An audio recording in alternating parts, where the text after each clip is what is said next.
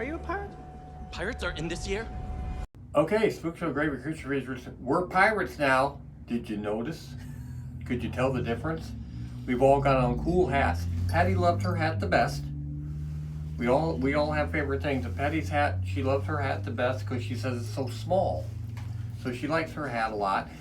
They're going to take off their hats. Are you going to take off your hat? No. Okay. She's going to take off her hat because she hates it. I can't take off my hat because I don't have a lot of hair underneath. Okay, so that bothers me. I guess you do see bald pirates, so just don't you? I mean, they are bald pirates, I guess. All right, our show today, we have to start off with a pirate show, an old pirate show. 1945, Captain Kidd. Do they spell kid with 2 D's or 1? 2. I was going to say probably 2. I was asking her. I knew you knew. Since you were asking, I was leaning forward. I figured it I knew was you knew. Yeah. Captain Kidd. All right. Yeah. Okay. It was played by the guy who played it was Charles Lawton. Okay. He played Captain Kidd, but he also played it in 1952. He played it again. Played the role again in Abbott and Costello's movie.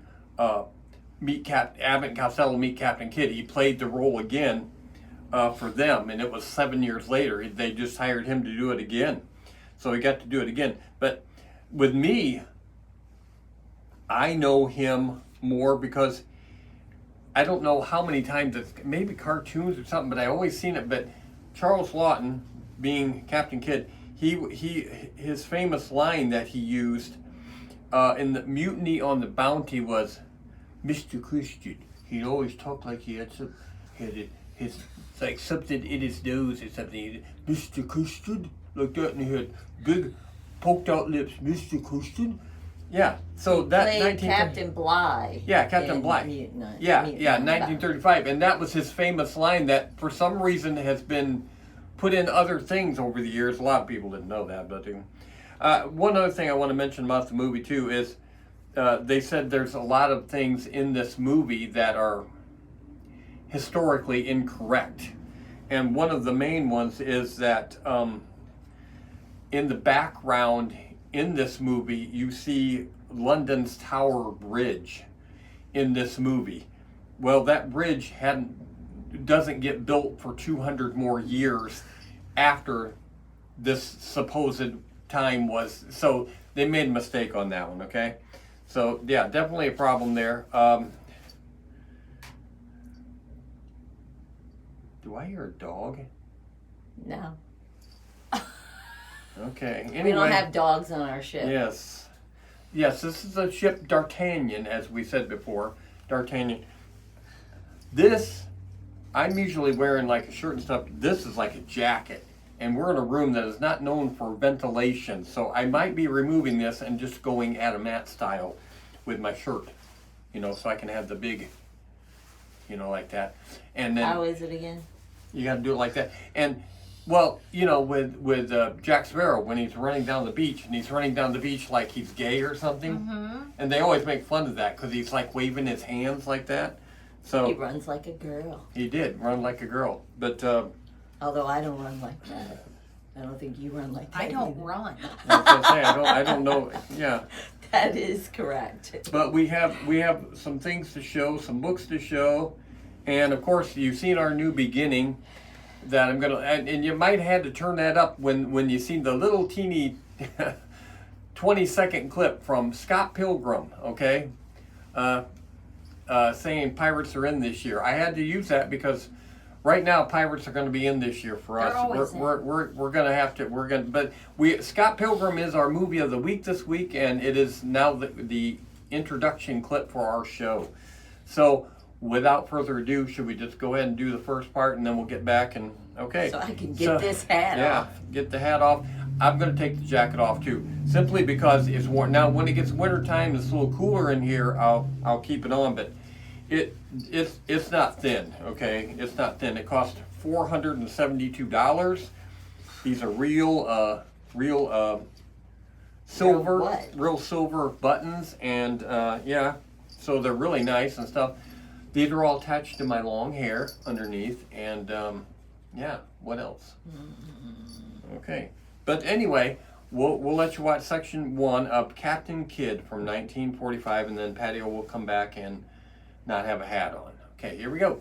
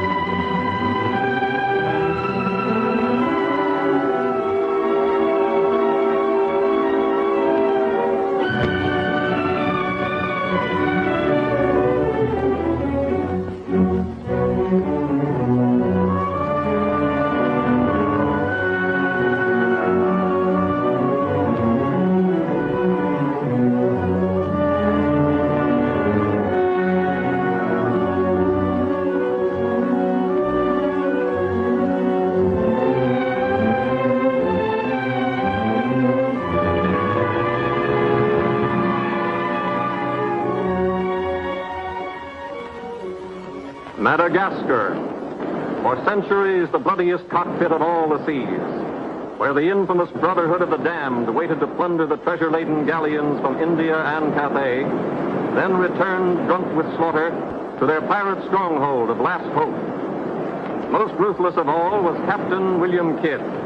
He encountered the great London galleon, the 12 Apostles, commanded by Admiral Lord Blaine, and approaching unsuspected in the guise of a peaceful merchant, by a sudden treacherous salvo, he reduced her to a burning hulk. When night fell, the 12 Apostles was only a blazing funeral pyre on the placid surface of a Madagascar lagoon. Stop me. There's a pretty sight. It'll be prettier still when the fire reaches the magazine, Captain. Pity, though.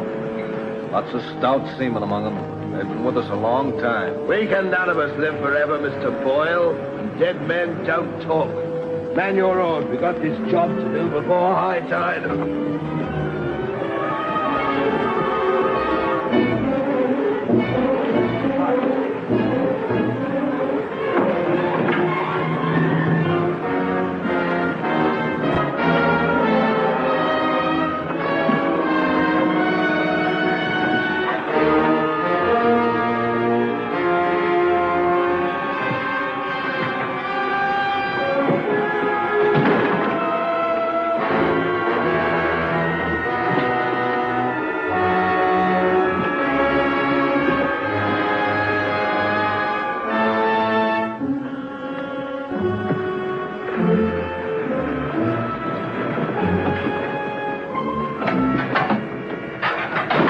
There.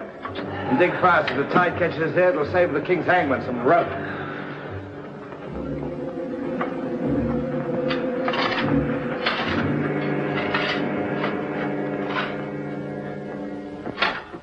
There you are. Deep enough to bury a man in. Give us a hand, man. All ready, Captain. Down she goes.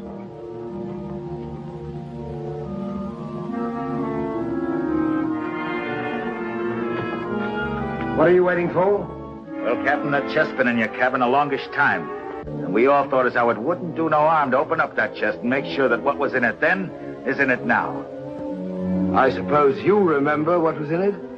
I remember an emerald necklace that came off that Portuguese ship, El Vengar. And all those pearls that we took from the big ship, the Virgin Queen. I remember a diamond medallion we got from that Moorish galleon off Madagascar.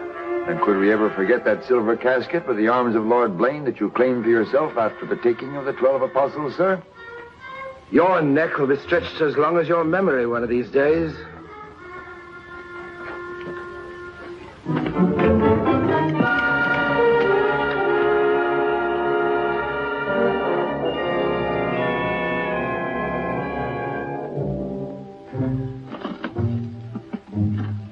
Satisfied? Gallows, meat? Put them back.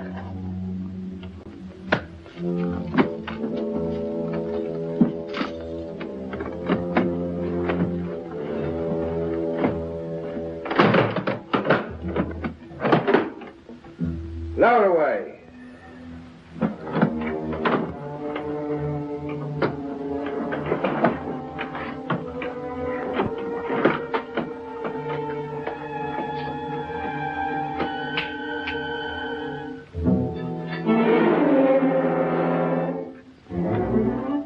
Matter.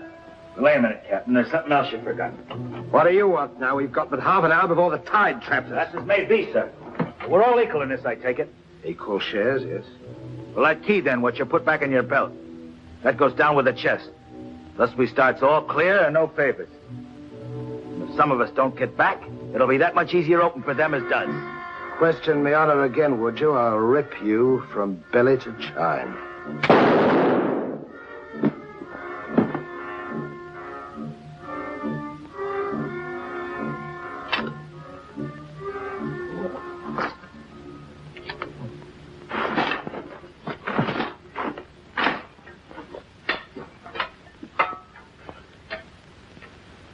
Are we such calloused rascals that we'd leave a dead comrade without commending his soul to his new master?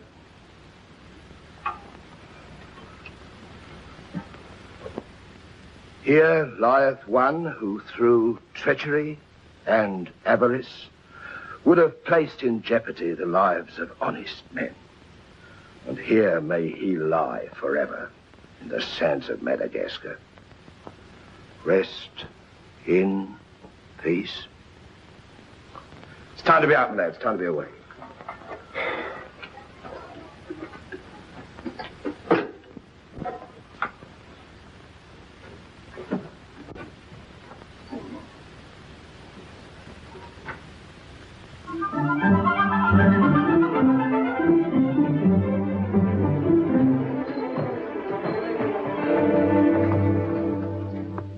Gentleman's a gentleman, he's a gentleman. That's all there is to it, sir. I'm one of nature's gentlemen, but I need polish, my good man. If I'm to improve myself... Gentleman employs the terminology, my good man, only when addressing lower servants, or his inferior, sir. You see, that's why I need you. My upbringing... The gentleman never sucks his teeth, sir. Many a man's social career has been ruined by less, sir. You seem to know your business. I want the best mine, and I can pay for it. 100 quid a year. An infallible mark of the person of quality is his reluctance to pay his domestics high wages. You don't say so. Merely an idiosyncrasy of good breeding, sir. 60 quid a year, then? You realize I've never been on board a ship before, sir. Oh, don't let that frighten you. To the contrary. In fact, since I was a nipper, I've had rather an adventurous inclination toward life on the bound in Maine. It should be quite educational, sir. You'll learn a lot, no doubt. Is it a bargain, then? Very well, sir. My hand on it? Oh.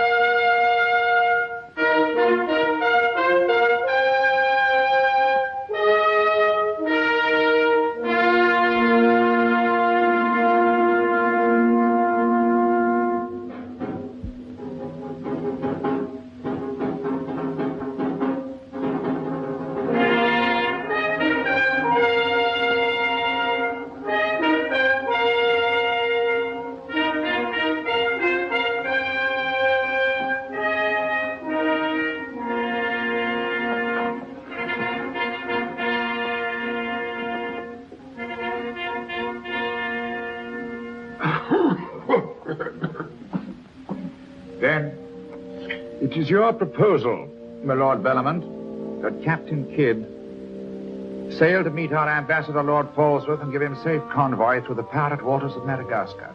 May it please your majesty, yes. That needs a bold and adventurous man. Bring in this Captain Kidd while we take the measure of him.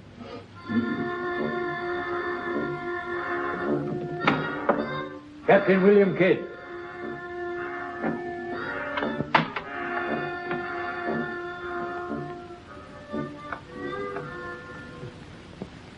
Your Royal Majesty. The noble lords. Belmont, Is this your roaring killer of Spanish buccaneers? Me, my lad. I am only a peaceful shipmaster who must do trade with other ships without inquiring too closely about their business, and it was so I fell into the hands of the 12 apostles, a king's ship turned pirate. In Madagascar waters? I have never been in Madagascar waters, Your Grace. It was off the southern tip of Africa where I had gone to trade in elephants' teeth. Who commanded her? One of your admirals, Your Majesty. Name of Lord Blaine. He did turn pirate then.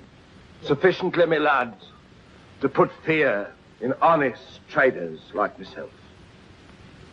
And if you are successful in this voyage, Captain, what reward do you expect? May it please Your Majesty, having forfeited my honor in that I was forced to strike me colors to a pirate, I want no reward but to regain it in the service of Your Majesty. Unless it be, or is it true that Lord Blaine's lands are estreated and his title forfeit? Yes. All I ask is that if I lay this renegade nobleman by the heels, is that you honor the humble self with his castle and his lands. Is that all you want, Captain Kidd? Not a farden more, Your Majesty. The fellow treats of a title so lightly, he must be bursting with noble blood. Though I confess he keeps it well hid. Aye, sir, you can no more judge of a man by his appearance than you can judge the extent of a nobleman's brains by the expensiveness of his wig. Am I to suppose that the captain of the King's Guard would deign defense with me?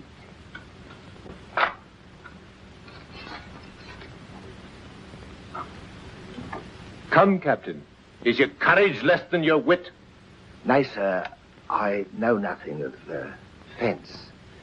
You must come at me quickly as though you'd kill me. Very well, then.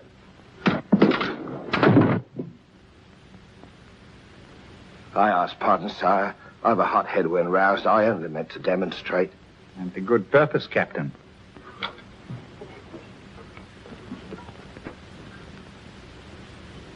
Your Majesty is satisfied with the captain of our choosing?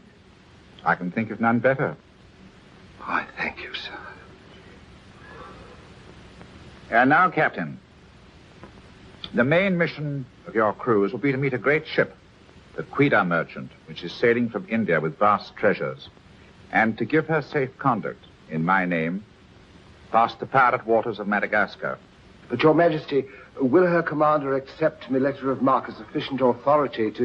You shall have a letter to our ambassador, Lord Falsworth, who is returning in her. That he is to accept your protection. And to submit to all matters pertaining to the safety of the ship and her treasure, sire. Oh, yes. And now, sire, me crew. Your crew?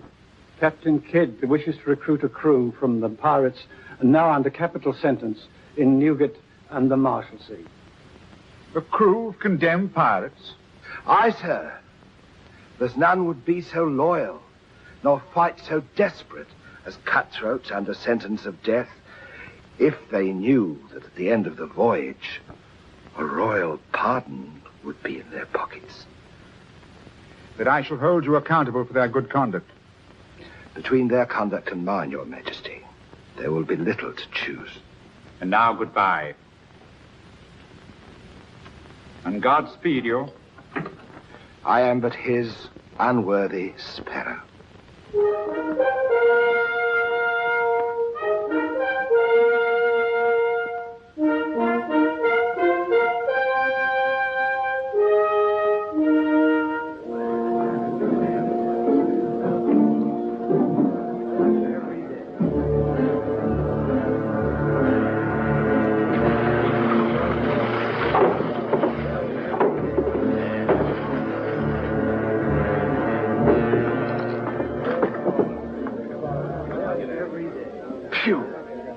I'd rather eat the bill scum from an African slaver. Adam, don't let that temper get you the lash again. If I must hang, I'll hang. But I'll go to the gallows with clean guts at least.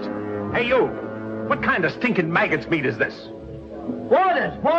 There's that dainty crumb Mercy complaining about the taste of the king's bounty again.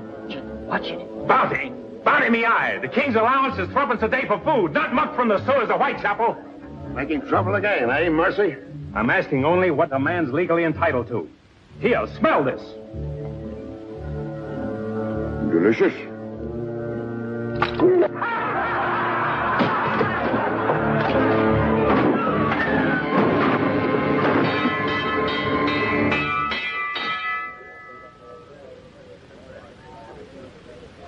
Here you, Governor.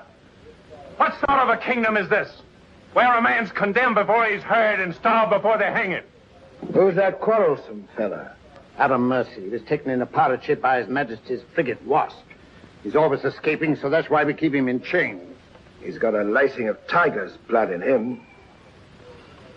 Phew. This ain't exactly a flower garden, is it? Oh, forgive me, Governor. These are two of my officers. Mr. Boyle, Governor Landers. Mr. Lorenzo, Governor Landers. Spanish blood. A pretty lot of sinners. Capitan, do you think there is anyone down there who knows us? I hope not. Governor, would you be good enough to tell them what we're here for?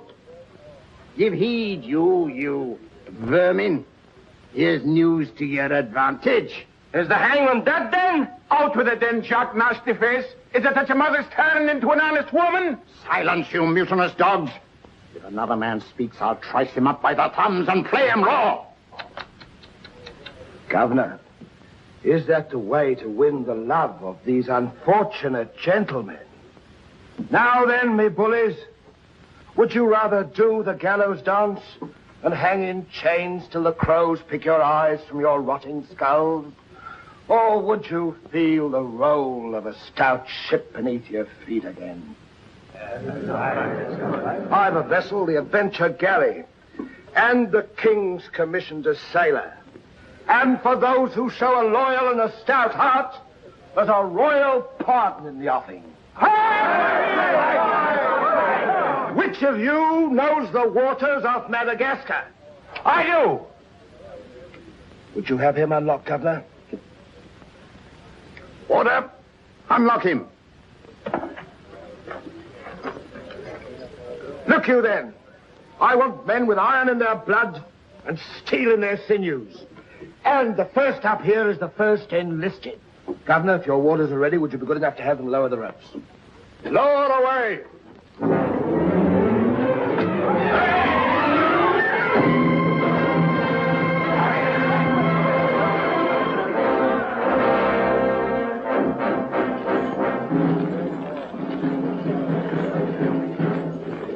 Here they come. Make ready, lads.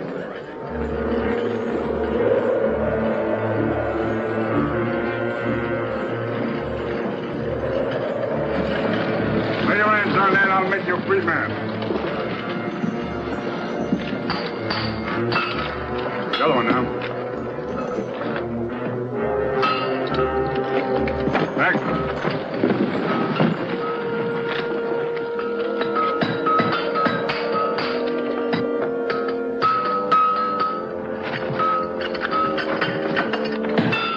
Next one. Come on.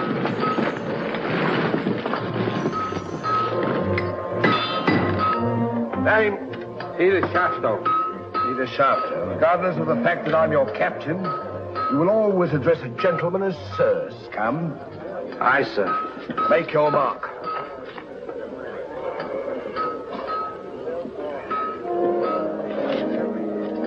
On board. Name? Adam Mercy, sir. Oh, so it's you. Mercy, that's a comical handle for a blade of fortune. Mercy. It's also something the world needs more of. Fire and death a philosopher. You speak cultured. Were you by any chance stable boy to a noble house? Perhaps. I was also master gunner to a buccaneer you may have heard of, Captain Avery. Avery's master gunner. We've need of a master gunner, Mr. Boyle, and from what I've heard, Avery was a shrewd hand at picking them. The berth's yours for as long as you can handle it. I can handle it. Swivel gun along, Tom. I'll forfeit a guinea for every miss. You'll forfeit your neck if you miss while you're on my ship. Make your mark. And you can write. We'll give you a nice bath. Then you'll draw a uniform befitting a master gunner. On board. Next man. Name? Bartholomew Blivens, sir. Bartholomew Blivens. Make your mark.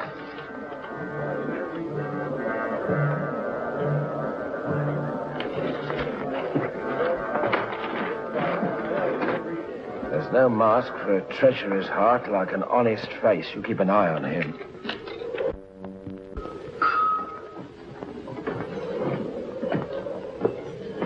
Down below.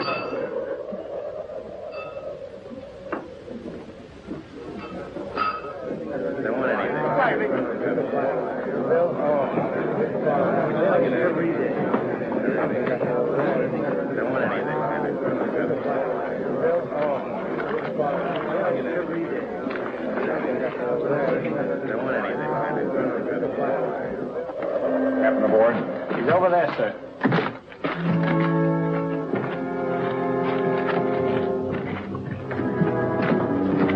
Next man. That's all, sir. Our compliment's full. Is it? Povey. I thought you... Yes, you thought I was dead.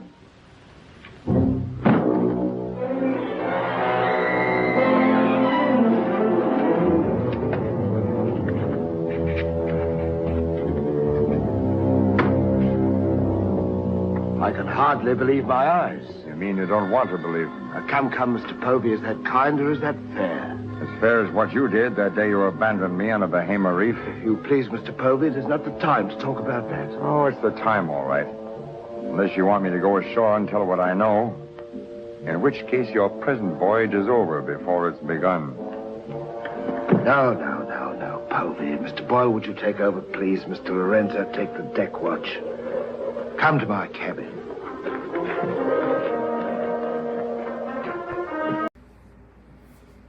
Okay, I'm not on camera right now. I'm behind the camera. No hat. Jiggling legs. Always. She put the hat on the pirate skull down there, and I didn't remove it because it looks okay. And Nice of you. don't they just look like girls in dresses? Is that? I mean, yes. Okay, we are. Nobody's wearing this kind of hat out. We are the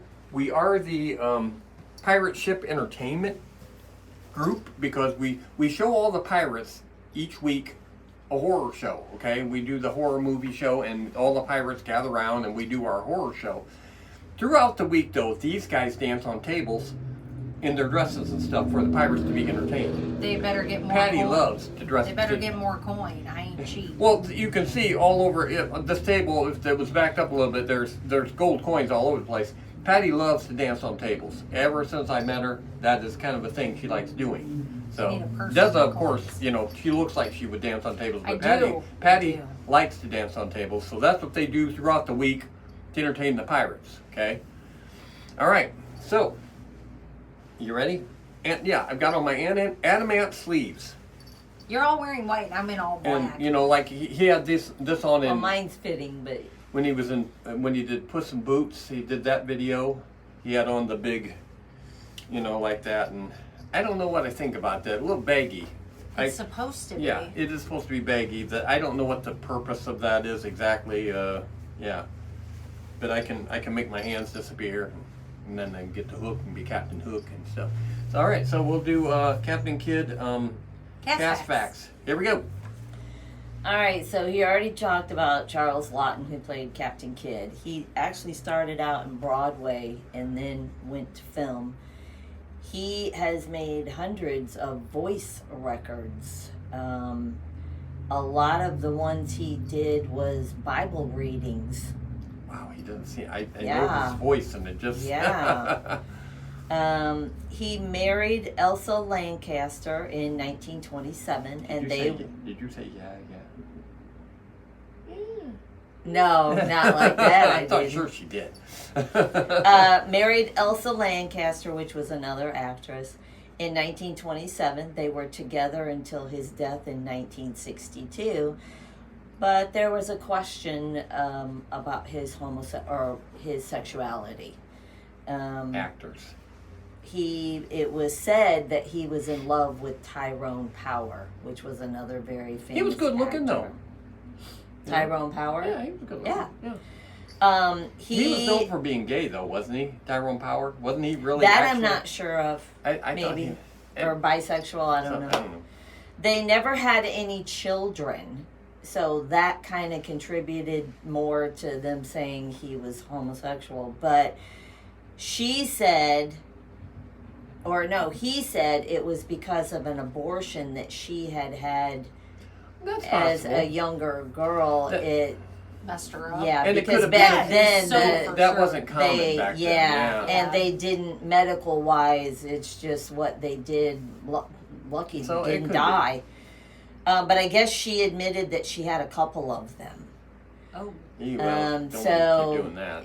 nobody really knows if he really was homosexual, and that's why they never had any children, or if it was because of the abortion she had that totally messed her up. So don't know. Randolph Scott played Adam Mercy. Randolph Scott was very popular, very good looking. I know where I heard that from. Yes. Blazing Saddles? Yes. Blazing Saddles. Randolph Scott. They do, and they end up singing Randolph Scott. Yes, yes. Riding the Trail Alone. Yes. He did a lot of westerns, so, you know. He and Cary Grant actually lived together for 12 years. Now, people were questioning whether they were romantically involved or just Pals. two bachelors living together. An extended bachelor party, like 4 or Yeah. 5 days. Yeah.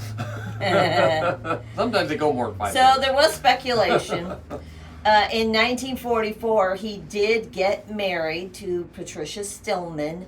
She was 21 years younger than he was. Lucky. Back then, that was kind of frowned upon. Even now, it's It's no. frowned upon. Let me rephrase that. If a woman is with a younger man, it's more frowned upon. Yes, but if a man's got a younger woman, ooh. Especially if good it's for me, you. my frown turns upside down. Go ahead. So they were married for 43 years. Good. So they showed yeah. everybody they were wrong. Good. Good. And I did not know this. His face was used for the Oakland Raiders logo. His silhouette face. No, I didn't know that either. Yeah, I didn't either. Probably didn't So get it's any like, residuals from that. cool.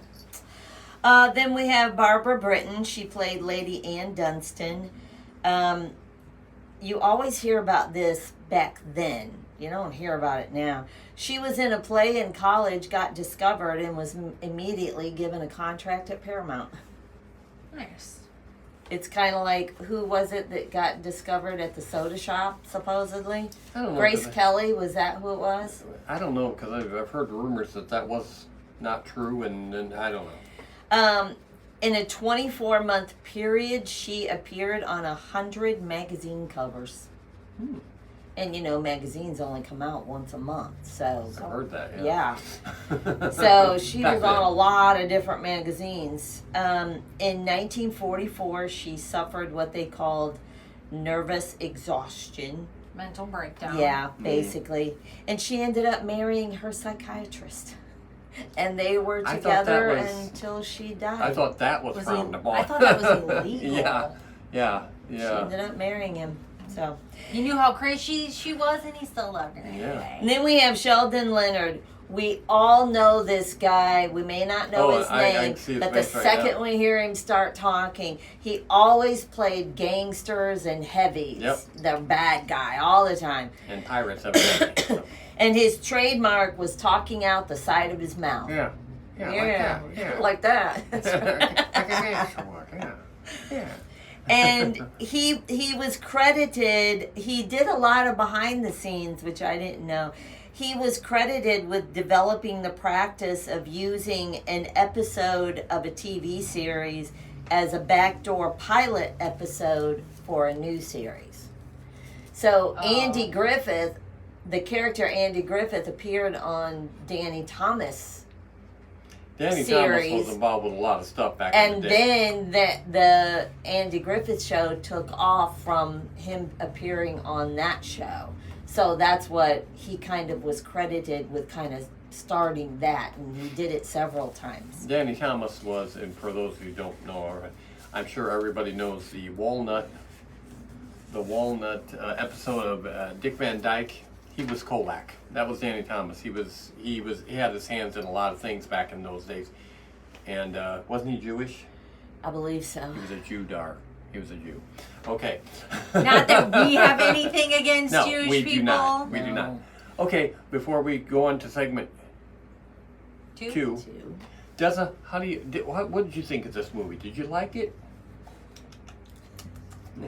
No, I did not see it. I didn't either. We're gonna be out front with it. I've seen pieces of it. I've seen pieces of it I've heard because of of it. ending and stuff like that, but we have not watched this entire movie yet.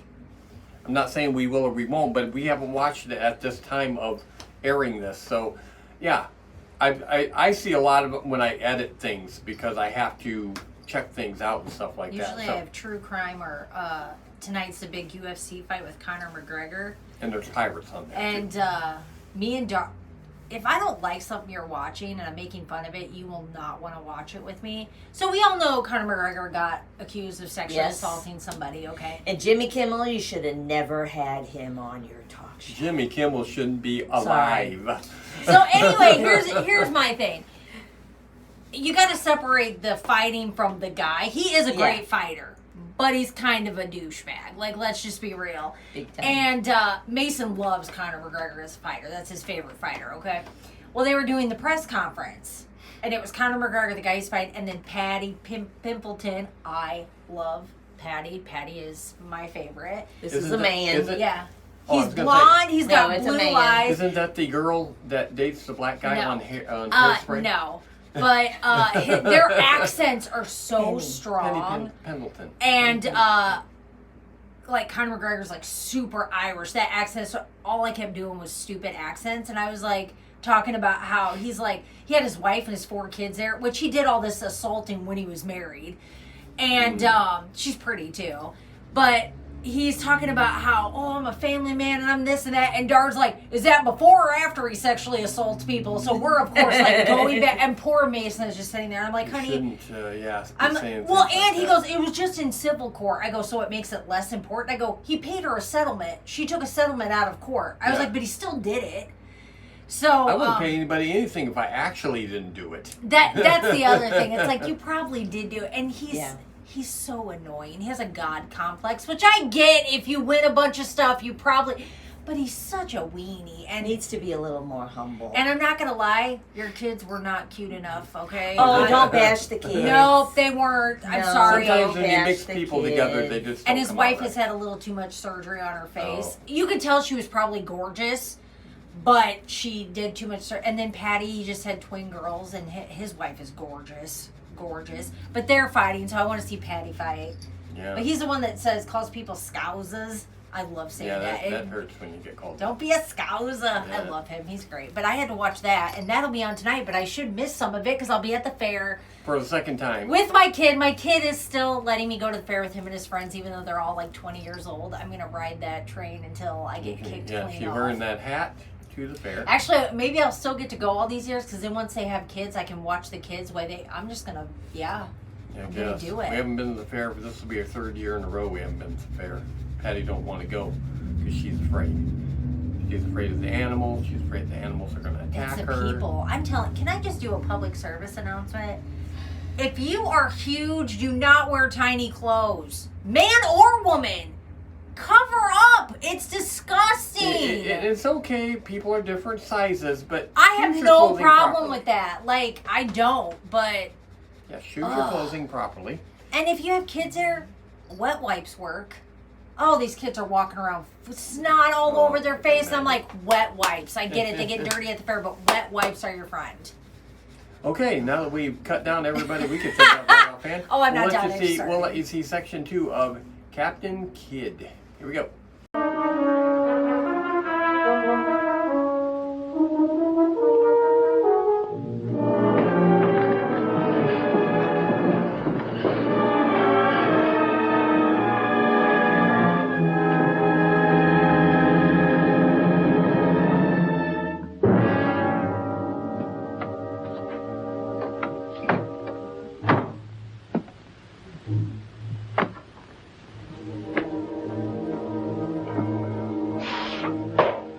My heart bleeds when I think of one of your delicate constitution having to fend for yourself on a coral reef, Mr. Pope. Come off it, Captain.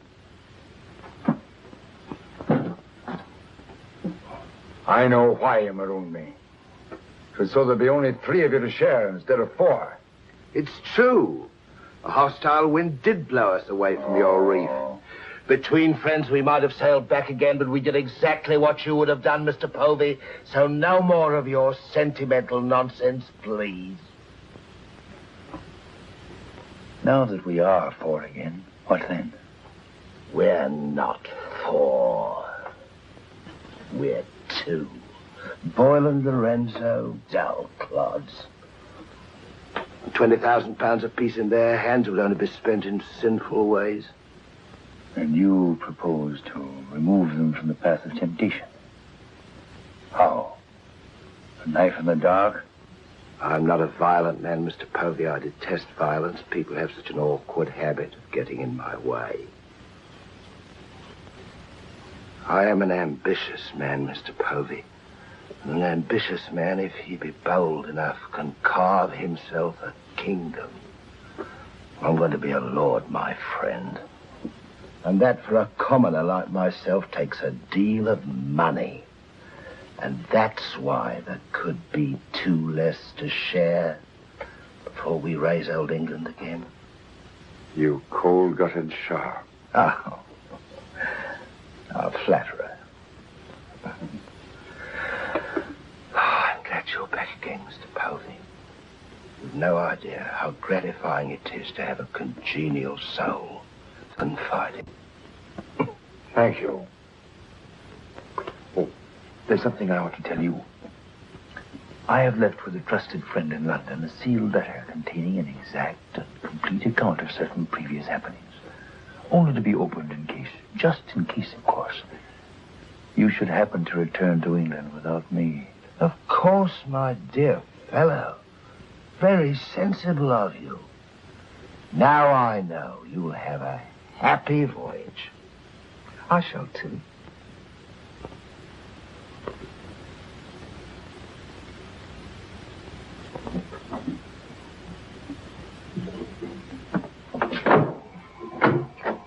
I look up my quarters.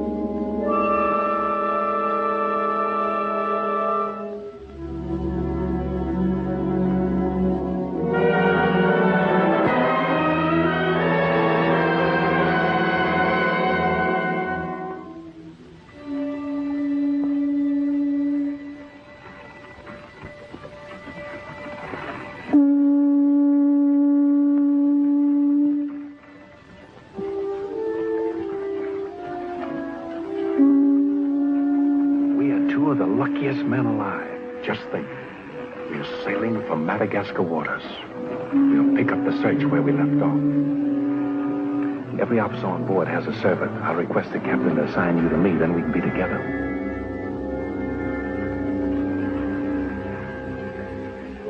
Yes, I've spent a good many years of my life at sea, milady, but I doubt if any woman minds a dash of salt, even in a peer of the realm, like myself. Now, if milady will join me in a minuet. My lady, sir, not me lady. Blast me, Shadwell. Does one gentleman creep up on another without a cough or a spit or something to warn him? I'm not a gentleman, sir. I'm a gentleman's gentleman. Pity about the hair.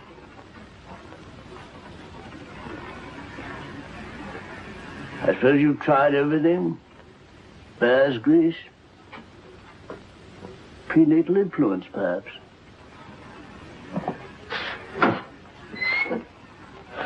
Dinner served, sir. Thank you, Shadwell. Pardon, sir. I'll show you to your place.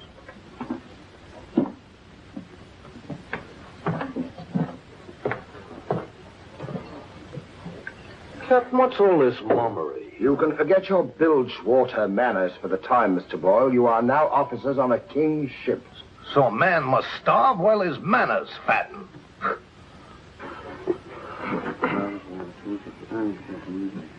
I know. And in a king's ship, it is customary for the officers to rise when the captain enters.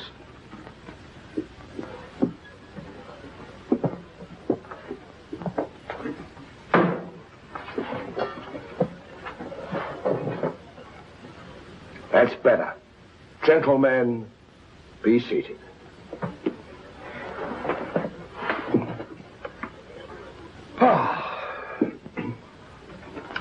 Well, what have we here?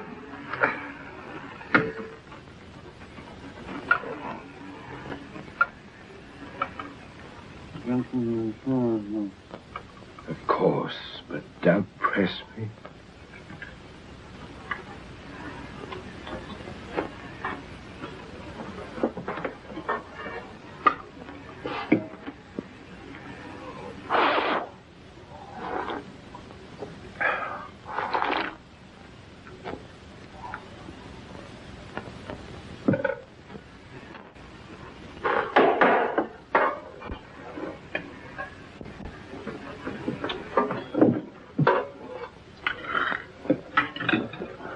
Come, Mr. Mercy.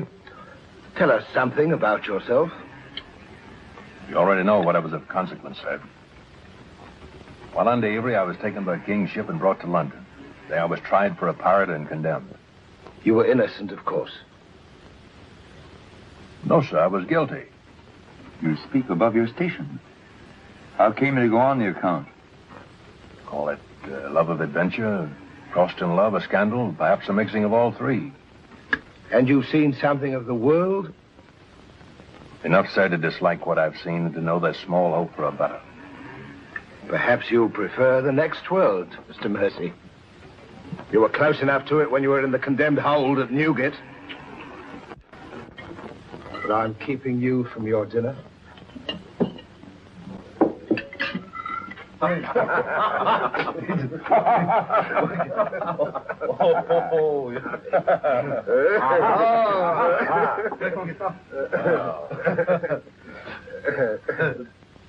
And now, gentlemen, the toast to the king, and since proposing it is the privilege of the youngest present, the honor falls to Mr. Mercy.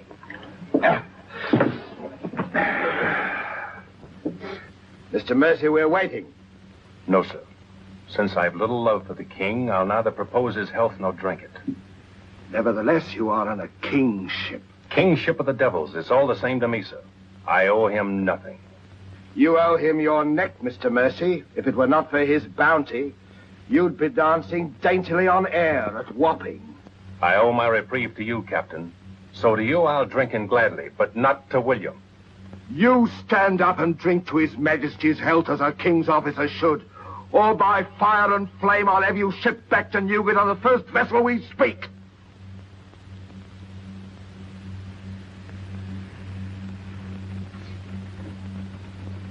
Just the king. The king, God bless him.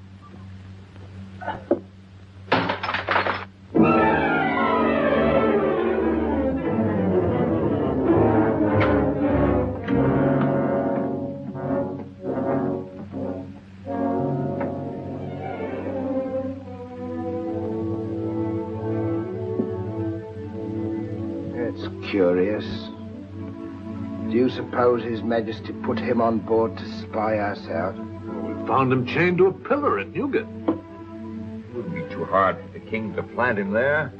Yes, but why would he speak so openly against the king? Your wits are even duller than usual, Mr. Lorenzo. Have you never heard of the serpent that takes the color of its background the better to strike? Shadwell. Yes, sir? You have a rate of high-born people and those at the court, Shadwell. Have you ever seen Mr. Mercy before? Not before this voyage, sir. He's as high of spirit as a gentleman of quality. I like him. Would you find out who he is, where he comes from? As you wish, sir. Thank you, Shadwell. Oh.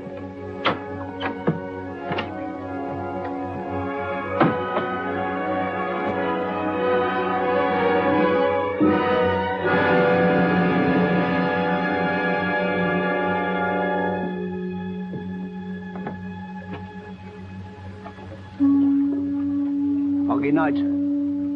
Good evening, Shadwell. Excuse me, sir, but you seafaring men always seem to be looking at something that I never can see. We are looking for something just over the horizon. You know, sir, I recognized you for a gentleman the moment I saw you, sir. What are you, a valet, doing at sea? The captain employed me to make him socially acceptable, sir. I'm afraid we're too far out for me to swim back. But if I can be of service to you, sir. Did the captain send you here? Yes, sir. Why? He wants to know who or what you are, sir. Who do they think I am? Possibly a spy placed on board by His Majesty. They seemed uneasy, sir. This Captain Kidd, how long have you known him? Have you sailed with him before? Oh, no, sir.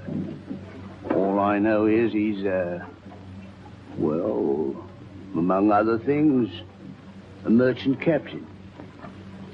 A spy? That's strange. Why should they be afraid to be spied on? Good night, Chuck. Good night, sir.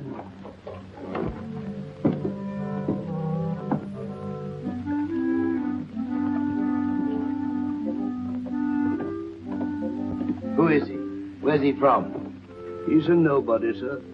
He was employed by persons of quality where he learned his speech and his manners. Oh.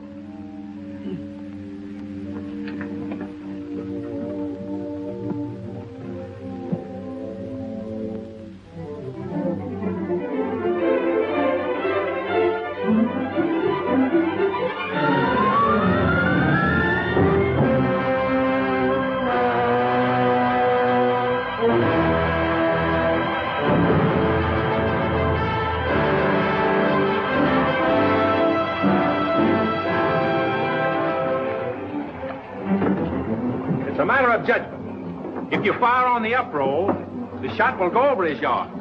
But if you wait for the down roll and the enemy's coming up, now watch.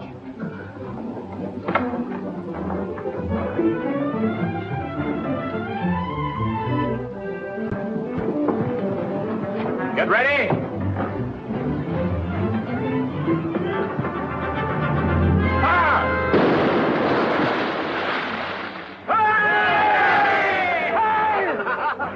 Pretty shot, Mr. Mercy. Can you do as well with a 74 throwing grape and canister at you? I've done it, sir. Reload and secure. Then pick up your practice on the larboard quarter swivel gun. Mr. Mercy, you've sailed with Avery. You must know these waters. Fairly, sir. If we needed to careen and take on stores, where would you recommend? Poverty Bay, sir. It lies. We draw too much water. You remember, Captain? Remember? Remember what? I only know the Spanish Main. These are Madagascar waters. Poverty Bay. Aye, sir. Thank you, Mr. Mercy. Come along, Mr. Boyle.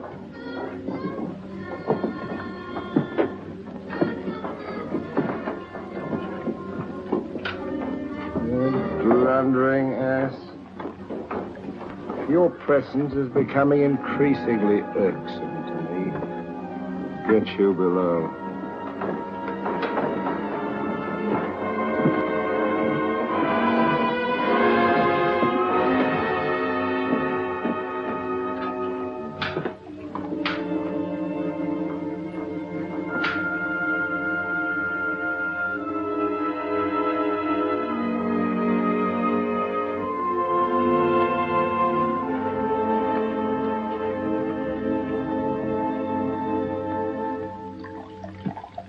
Now let's get down to the business of this voyage. Hand me that chart, Mr. Boyle. Dollz, I have been thinking every day and every night. What about that dinero that we buried in the cave? What good is it there? Let's get it and get it back where we can spend it. That stays where it is for a while. Why? We've got a fatter prize sailing right into our pockets. Now, here's our present position. Here's Madagascar. Here's Calicut. In June, the great galleon, the Queen Merchant, sails from Calicut to England. We should meet her about here. She's stuffed from keel to gunwales with treasure to the value of £500,000. And we are to give her safe passage through the pirate seas. By safe passage, you mean we're to take her, Captain? No, don't be greedy, Mr. Povey. I grant that most of what's in her may find its way into our pockets, but let's be fair. The king, poor gentleman, will expect something. But however we do it, it must be done legal-like and honest. Stick to ways you're familiar with. Why, you pox-rattled villain, I can be as honest as any man if I have the incentive. Oh, yes, my Lord Blaine. Lord Blaine's name is not to be mentioned among us, Mr. Povey. He's dead, so's his crew, and so's ours, and there's none outside this cabin that knows what became of them. And if you all enjoy living, you will remember that. Well, here's to our meeting with the Queen Merchant. Queen Merchant. Queen Merchant. God bless her. God bless her. Dios la bendiga.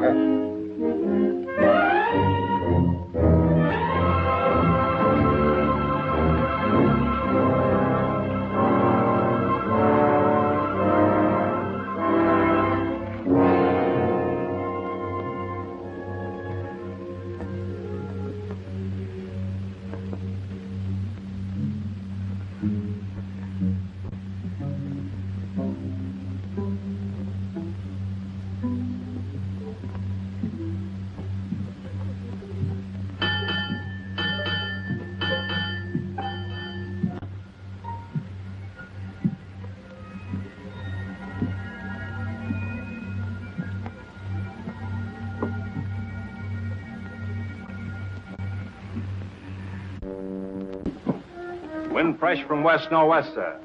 Course northeast by east. Night dark but clear. Very well, Mr. Mercy.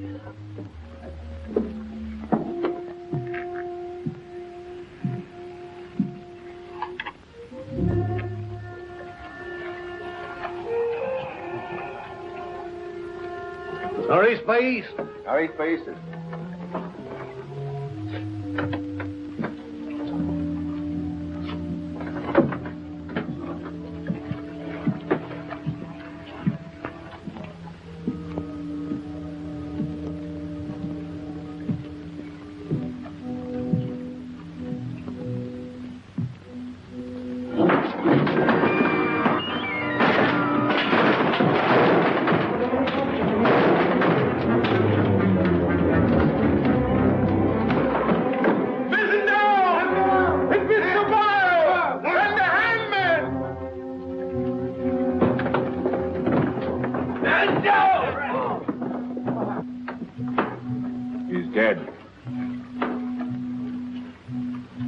If I find the man that's responsible for this, I'll hang him.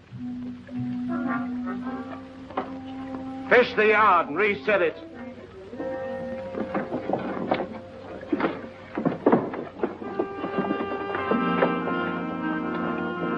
What do you suppose happened? Someone's been tampering with these lines.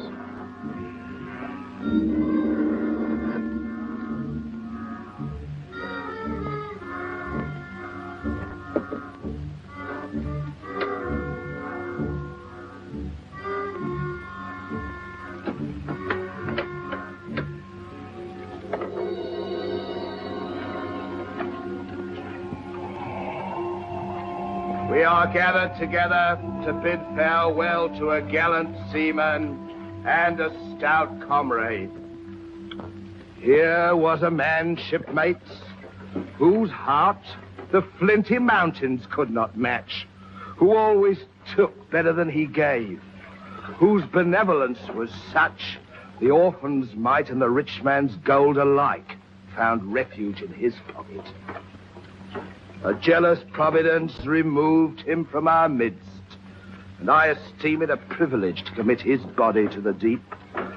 We shall all mourn him. Aye, we shall mourn him, but take comfort, my friends. We shall never see his like again.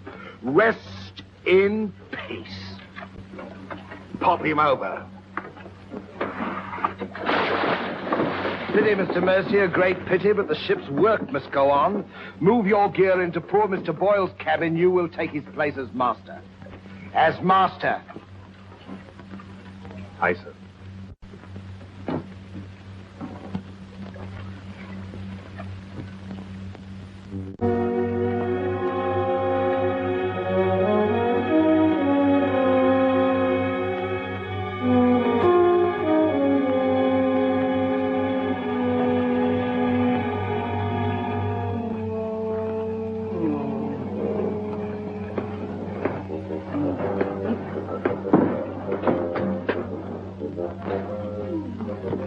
Why, Shad, don't tell me after all this time at sea. My you're inward still- revolt is not from the movement of the vessel, sir. It's occasioned by the company I endure. Their manners I say nothing of, sir. But I'm a Dorsetshire man. And when I find a common shipmaster has the presumption to copy himself the coat of arms of one of our best Dorsetshire families, can you wonder if I'm physically upset? Whose crest was he copying? Credited or not, sir, the Blaine crest. Are you certain? Perfectly, sir. Pardon me, sir. I must join the captain. He's inspecting a cast of pickled eels. With Mr. Lorenzo.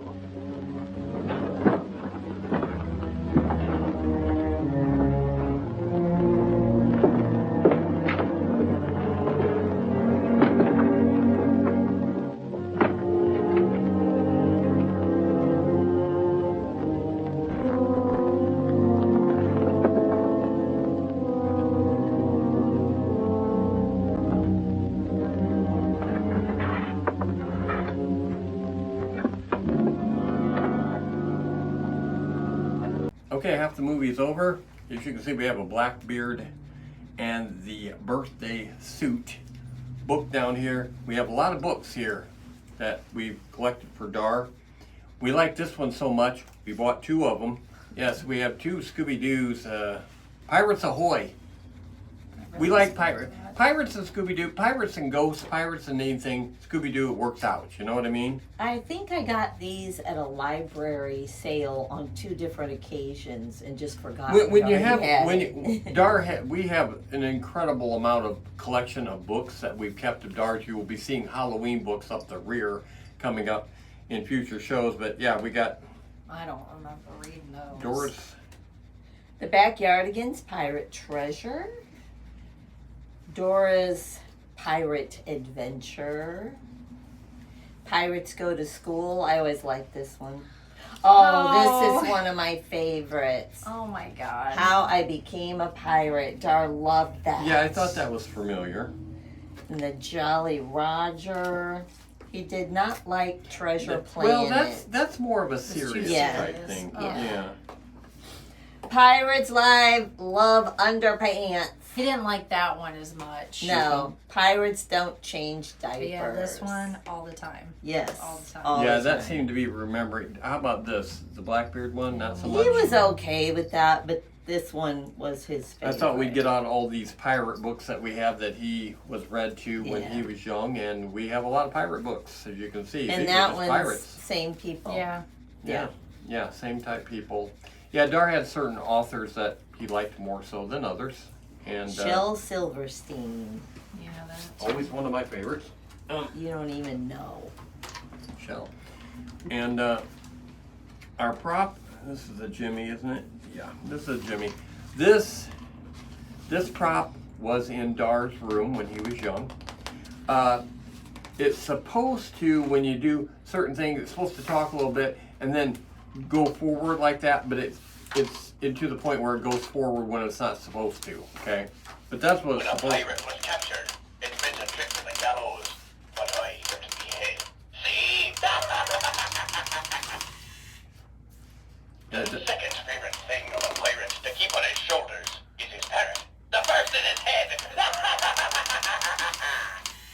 Not sure about the wiggling part. That's what I was gonna say. Why is he dancing? And of course. Oh.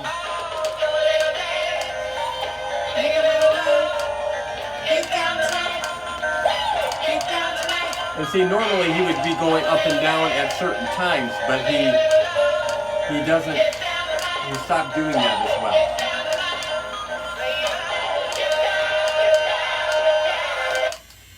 That's the album cut, evidently, on that one. But yeah, so that was Dar's room had a lot of piratey stuff in it when he was young, didn't it? It was based on pirate themed, and Dar was little at that time. But yeah, pirate themed, and that was one of the things that was in Dar's room, and he got read pirate stories. And is Dar a pirate to this day? Dar is not a pirate. Dar is not a pirate at all, is he? No. Okay, so that's our props and our books. Pirate related. We have a couple other things, but we can't do everything at once because then we won't have pirate related things for later. But not that our show is not going to be solid pirates from now on. We're just getting it in at the beginning because we're dressed like pirates. Okay? These are just dressed like girls in dresses. I'm dressed as a pirate, okay? These are pirate dresses. Are they pirate dresses? Well, mine's more of a pirate t-shirt because I'm a giant, but that's beside the point. Okay. I'll let you. We'll before I get up and put these away, we'll let you watch the second half, which is part number 3 of Captain Kidd. What was it? Did you forget? 1945. Yeah. 1945. Captain Kidd, and we'll come back and we'll do the movie of the week.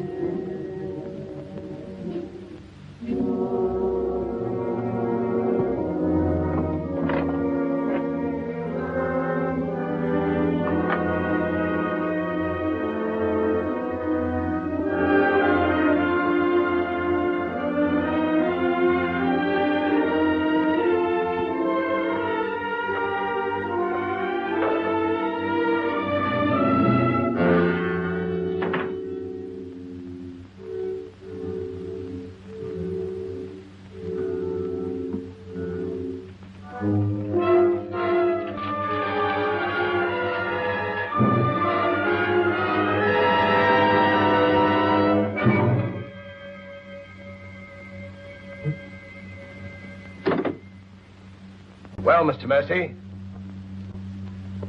do your new duties include robbing my desk?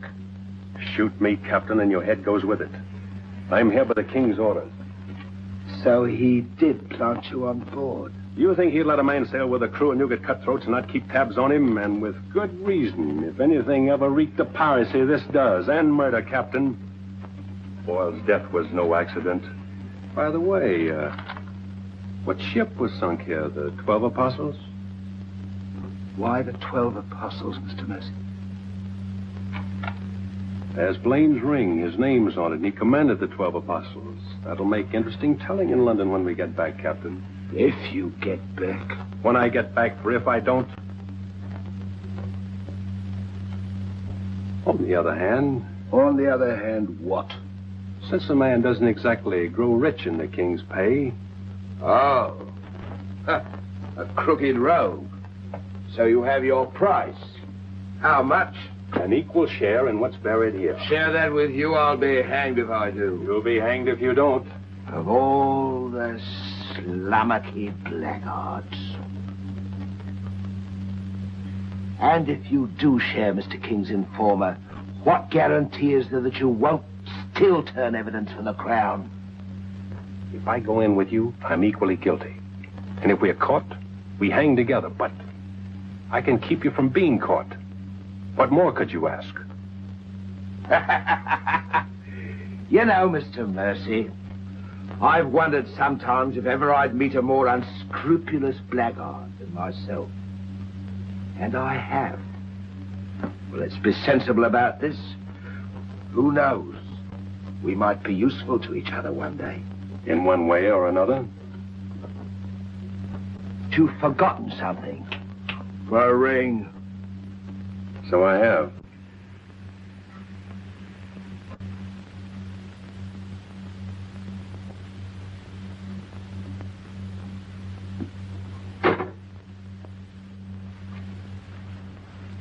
listening carefully, because I want you to tell it in London if anything happens to me. Kid caught me in his cabin robbing his desk. I lied to him, told him I was a king's informer. Good. Yes, but he didn't believe me, not one word. He just pretended to. Oh, why didn't you shoot him? Then he will give us no more trouble. He proves the liar I think him. King's men or no, he betrayed an uncommon interest in the 12 apostles. I didn't like that, Mr. Lorenzo, and I mean to find out why. Why, you could have charged him with robbery and turned him off at a yardarm, all legal and shipshape.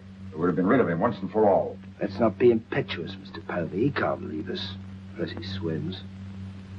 It'll be rather amusing to find out what he does. So you rest easy. Leave Mr. Mercy to me.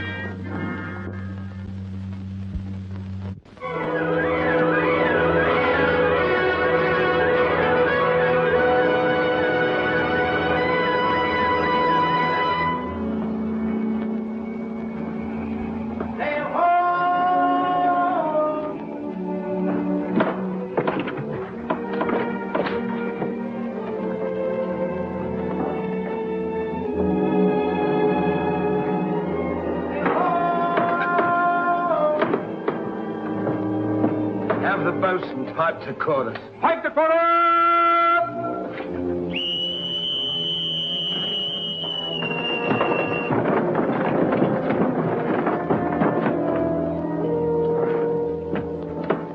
The Queen merchant, sure enough. Can you make her out, Captain Rawson? She hasn't the cut of a buccaneer, Your Excellency. Much too tidy for that, more like a kingship. Yet she has the lines of a merchantman. Have the longboat ready and manned. Longboat, stand by!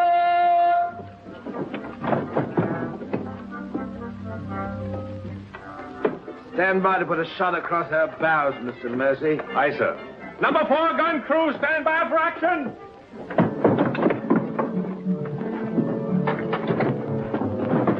She's flying the English colors. Perhaps she's our escort ship. It was about here we were to meet, wasn't it? Well, we'll make dead certain just the same. Mr. Hilliard, see that all hands are at the station. Very good, sir.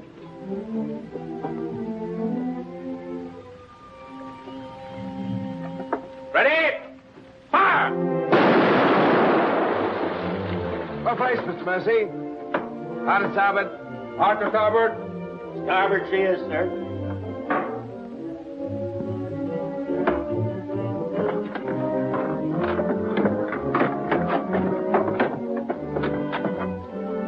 You will come across with us in the longboat, Mr. Mercy.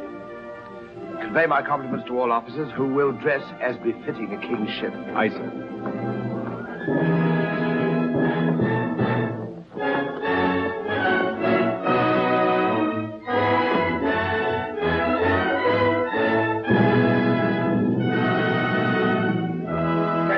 Kidd of His Majesty's privateer adventure at your service, sir. Mr. Povey, me surgeon. Mr. Mercy, me master. Mr. Lorenzo, me navigator. Welcome aboard, gentlemen. I'm Captain Rawson. I'm Lord Falsworth, His Majesty's ambassador to the court of the Grand Mogul. Your obedient servant, sir. I've been sent to give you convoy, and we'd better make haste with our business. These are unhealthy waters for ships to be hove to, as I discovered a day or so ago. You mean you sighted some of the pirate brotherhood? More than that, sir. We beat off 2 of them. Avery and Culliford out of Last Hope. Some 30 leagues south of here. Oh, stop me, I near forgot. Could you spare us some powder and ball? We used more than was safe during the action. Oh, why, all that you need, sir, and welcome. Mr. Lorenzo here could attend to that, then? Oh, Mr. Hilliard, take Mr. Lorenzo below and see that he gets what he wants. Aye, aye, sir. Captain. Oh, sir.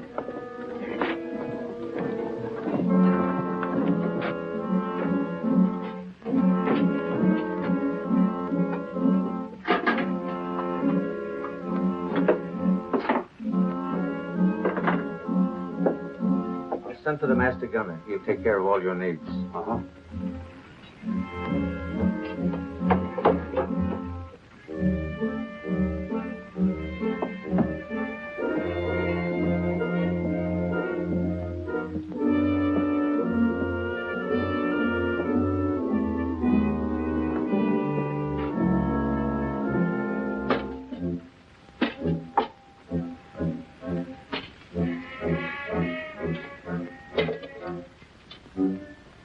Mr. Lorenzo!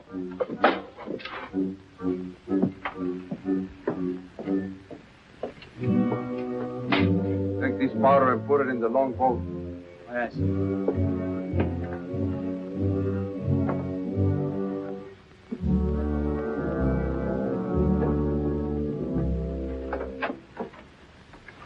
Gentlemen, my daughter, the Lady Ann Dunstan. Captain Kidd, Mr. Povey, Mr. Mercy.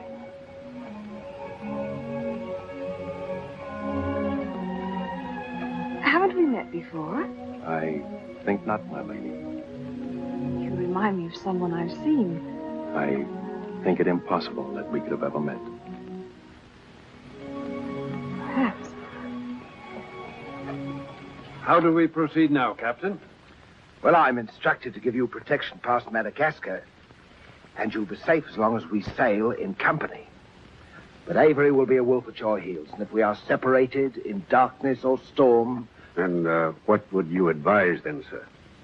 Well, I suppose we could take Lord Falsworth and Lady Anne aboard the Adventure till Madagascar's astern, and then if we are separated and this vessel should be taken... What about the treasure on board? One silver chest alone. A present to His Majesty from the Grand Mogul.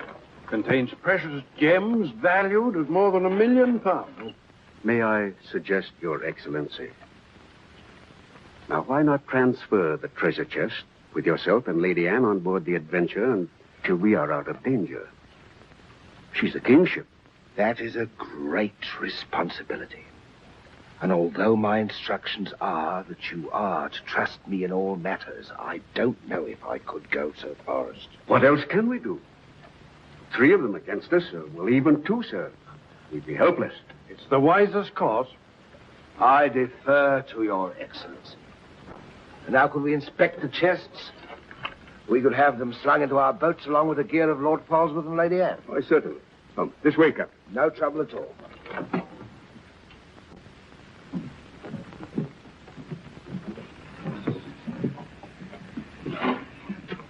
Hoist away.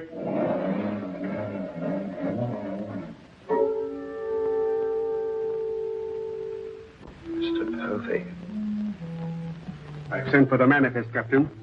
You may check it against the contents of this chest and give me your receipt, if you will. Gladly, gladly. Oh, there you are, Mr. Lorenzo. Have you completed your business? Almost, sir. Your people have been most kind, Capitan Rossum. There is only one detail left. It will not take a minute. Finished up, then. We must be gone within the hour. Yes, Capitan. Manifest, sir. Would you attend to that, Mr. Povey? Thank you very much, Captain.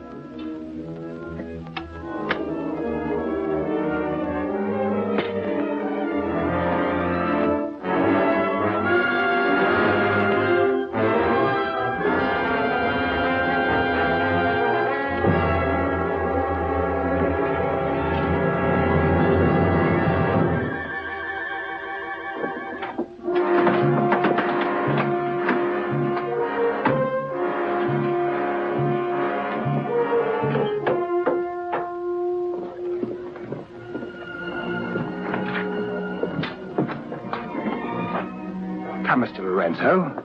You've seen a lovely lady before this. A tribute to your beauty, ma'am. Did you finish your business below? Yes, Capitan.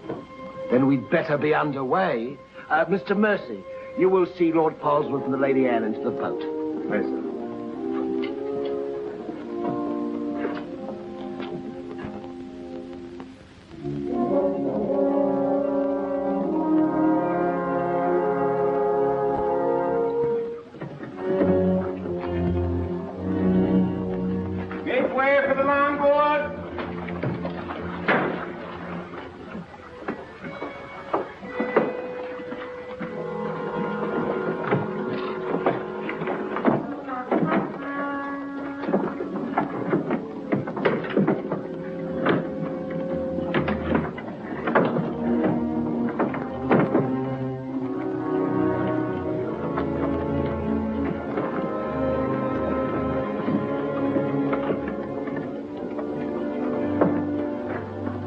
after the loading, Mr. Lorenzo.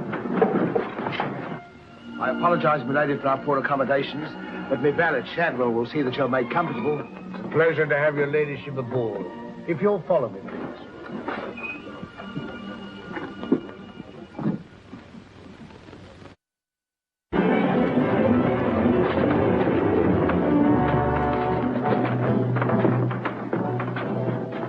Why hasn't it happened?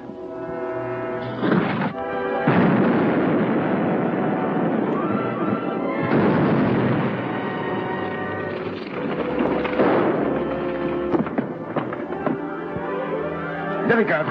Captain!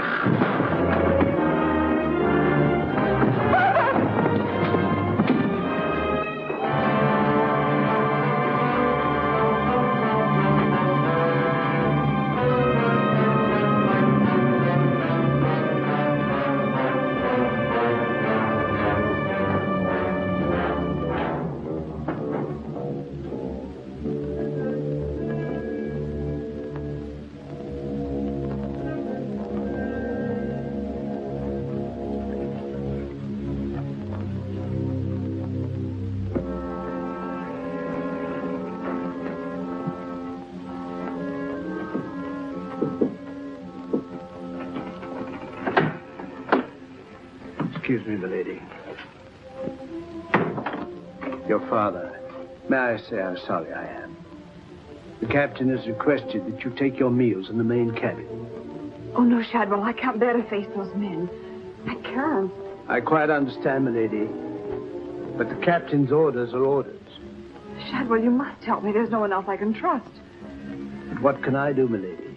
I'm only a servant. Oh, where can I turn? I'm so confused and frightened. I keep thinking of my father and the others lost back there. And on this ship, wherever I go, those horrible staring men. That Lorenzo who was always standing behind me, beside me. Last night there was a tapping on the door. When I opened it, there he was, that evil, smiling face of his. Well, he might better belong with those pirates you fought a few days ago. Pirates, milady? We fought no pirates. Well, my father said Captain Kidd told.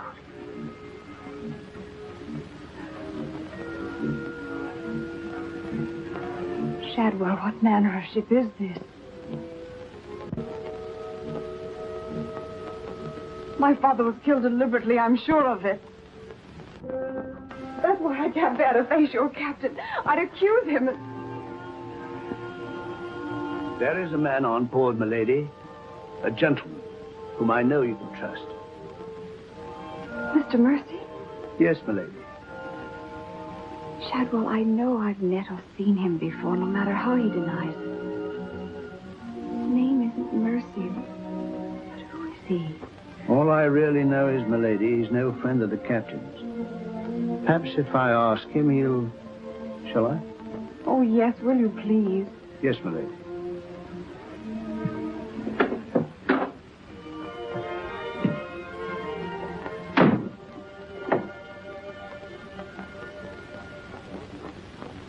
I am asking you again, very nice, my dear Capitan.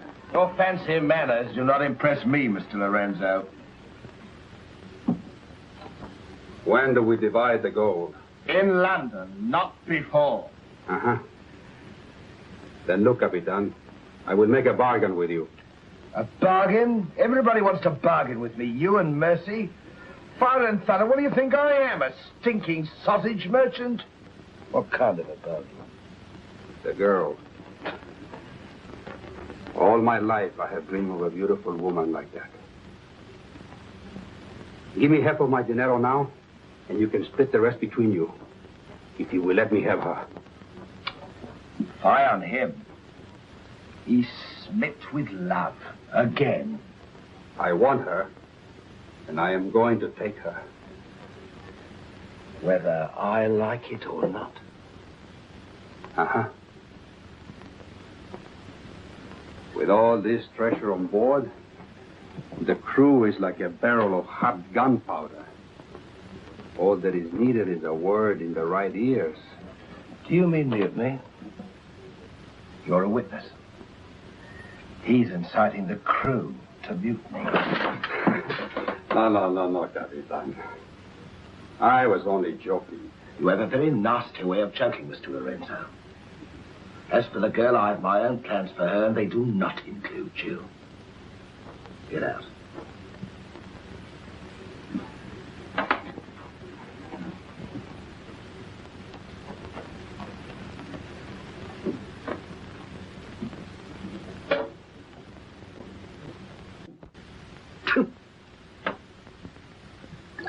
I think the camera's on. Yeah. Movie of the week. Our movie of the week. And we had to start with this one because the clip at the beginning of our show is now going to have that little teeny spot from Scott Pilgrim.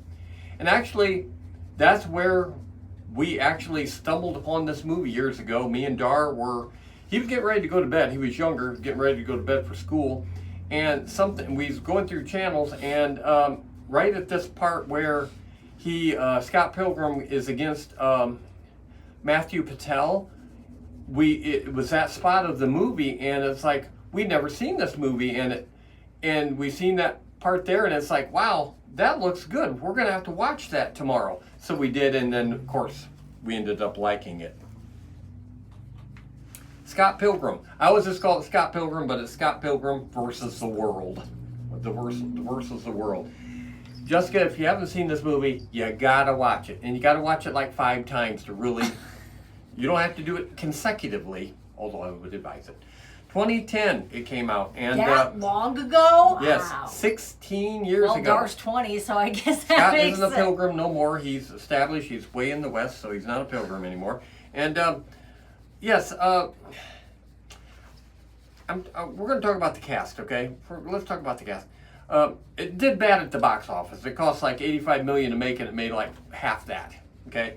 It's become a big cult classic because people have realized, like we did, we didn't know what that movie was really about. We watched it and we ended up liking it a lot, okay? I like this movie a lot. This is a really good movie. Wouldn't have cast everybody exactly.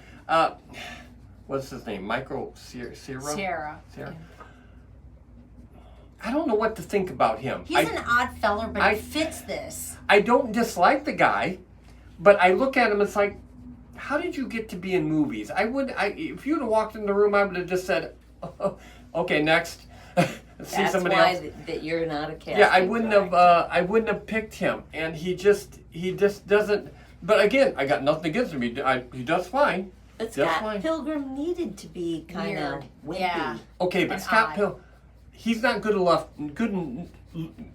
looking to be with Ramona Flowers. Even Ramona Flowers in this. She's not that good looking. She is that good looking. In this movie, she is not, but she really is. Okay, and he was old boyfriend and girlfriend with MB. Okay, come on. Now, let's get crazy here.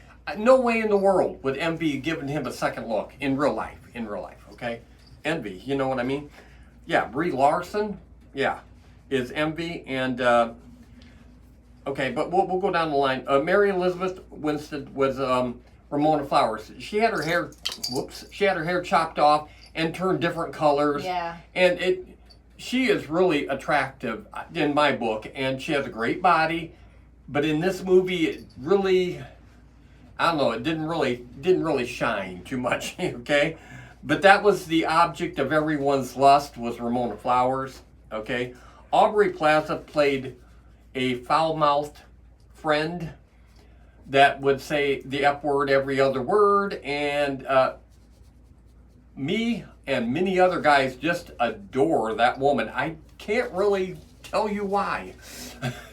I don't look at her and go, wow, but yet something about her is wow, and I don't know what it is. It's kind of strange, but yeah. Chris Evans, of course, was Lucas Lee. Yeah, I didn't know the last name. He played one of the evil X's, the 7 evil X's, and seven. He was, yeah, I know. We're going to talk about that too. And then, of course, I said Brie Larson was MB, she wasn't an evil X. It was her bass player that was the evil X. Okay, and Ellen Wong played Knives. I liked her. Her character was cool. And when you see her out like now, she's kind of cute. I don't really like Asian attraction-wise, but she's kind of cute. She's kind of cool. So, and of course, how do you say that name? Satya? I would say Satya. Bhatia? Is Matthew Patel. Okay, Matthew Patel got it all rolling. He was the first evil ex-boyfriend to face against Scott Pilgrim. And he was good. He was, Pirates are in this year. Is he a pirate? Are you a pirate? Pirates are in this year?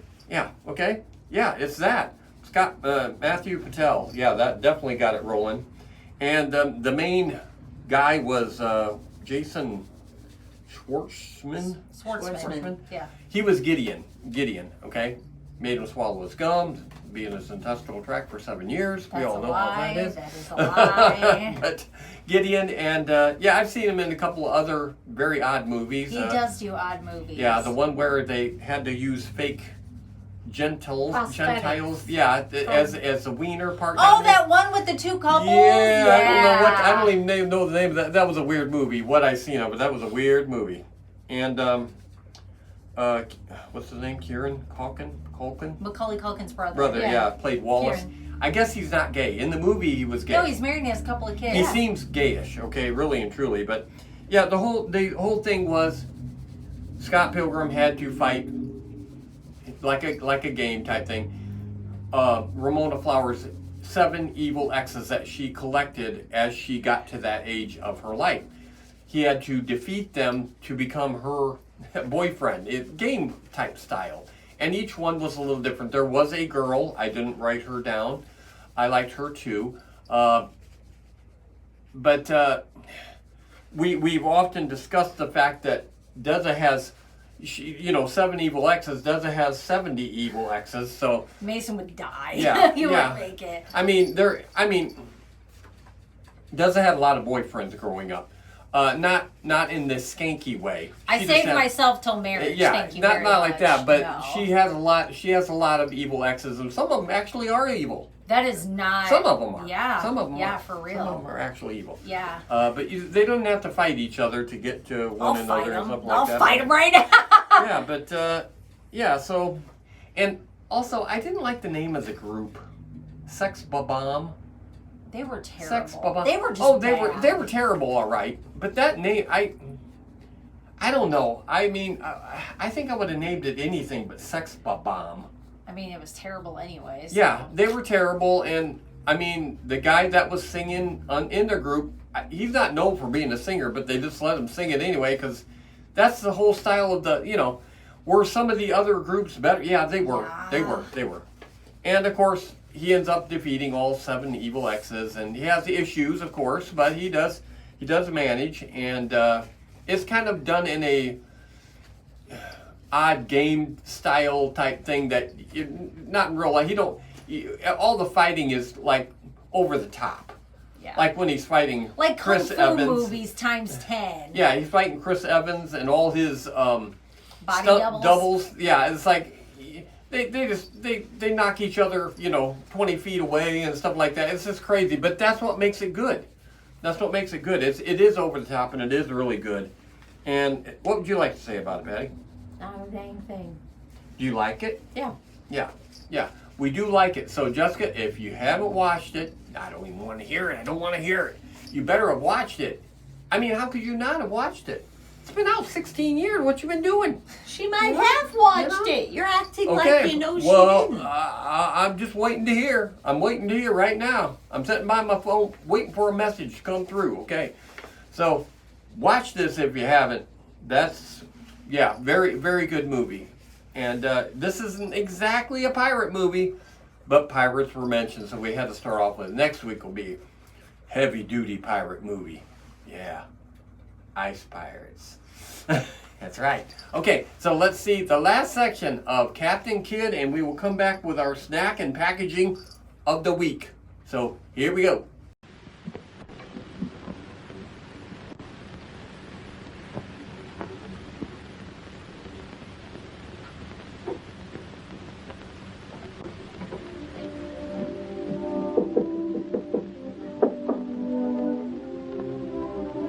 Who is it? Adam Mercer. Sam.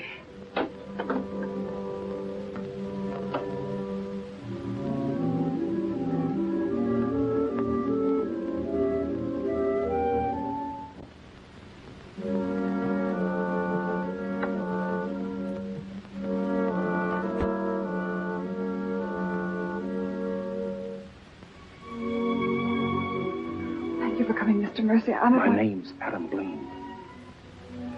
son of Lord Blaine. I knew it. I knew it. Well, what are you doing on this ship? My father was killed and accused of piracy. Few people believe Lord Blaine. The king did. That's why I went to sea and turned pirate 3 years ago. That's why I'm on this ship. I knew that someday I'd come upon the truth. That you have. It was Captain Kidd who killed your father, wasn't it? Adam, I'm no fool. He did the same thing to my father. The fat butcher. Taken me 3 years to track him down. 3 years of degradation. Now I've got him where I want him, and he knows it. You mean he knows who you are? He knows something. That's why you didn't admit to me who you were. Why you avoided me. If Kit knows we shared this, he'd kill you with as little compunction as he means to kill me, if I let him. What can I do to help? There must be something. Forget everything you've seen on the ship. Play up to him. Be friendly. That way you'll be safe. Now, when you get back to London, no matter what has happened to me, go to the Lords of the Admiralty and the King. You'll be doing me a great service as well as yourself. I will, Adam. I promise. You're going to have trouble with Lorenzo. The beating of the lamb's exciting the tiger. His blood's getting too rich for him. He'd be the better for bleeding. Things are getting a bit complicated, my lord. The king may accept the elimination of the Queen of Merchant as an accident. Maybe even the sudden demise of Lord Falsworth. But what about the lady? You said you had plans for her. Do they include... Mr. Povey, the little dear's as safe with me as if she was my daughter. My passion's power and gold. Since she suspects nothing, I'll deliver her to His Majesty along with his share of the Queen of Merchant's goods. I'll weep appropriately over the untimely demise of her pa, receive the grateful thanks of me sovereign, and a peerage is mine. My lord. Laugh if you will, but that's what I'll have. And neither man nor devil shall stop me.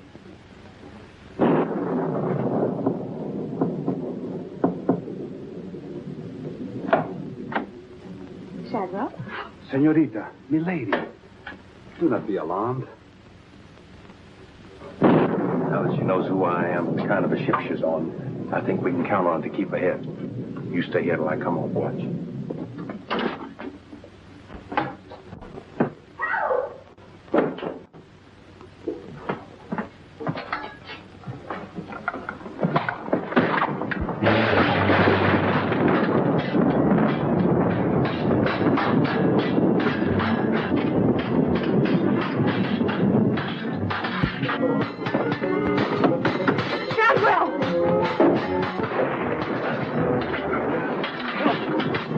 Use your head, Mr. Povey. Luck's with us tonight.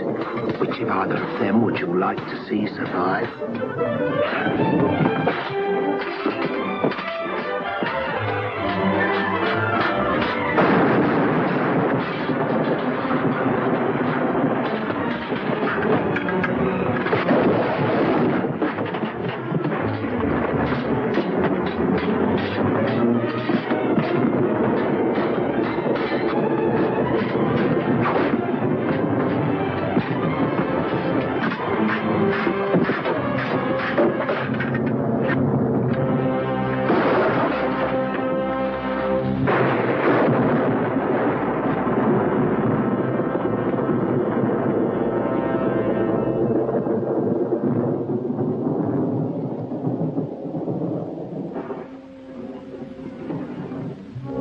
Mr. Mercy, you did well to protect her.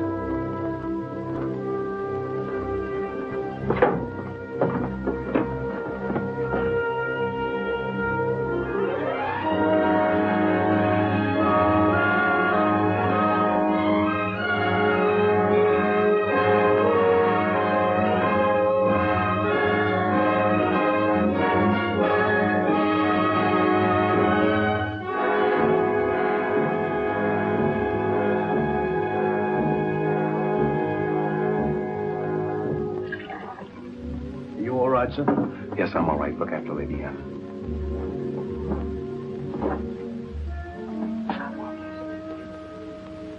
Adam, what's the matter? My medallion, it's gone. Has the Blaine crest on it. Blaine.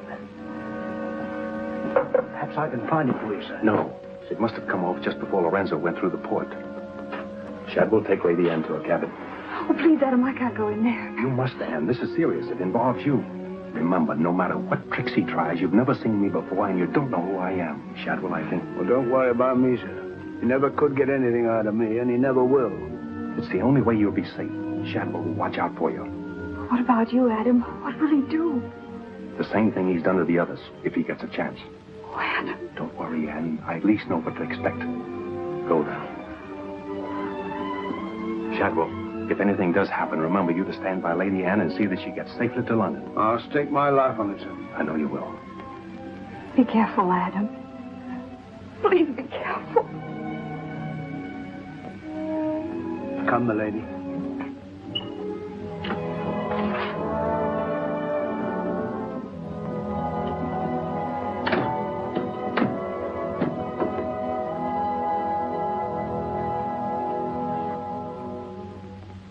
He's no king's man. Who is he then?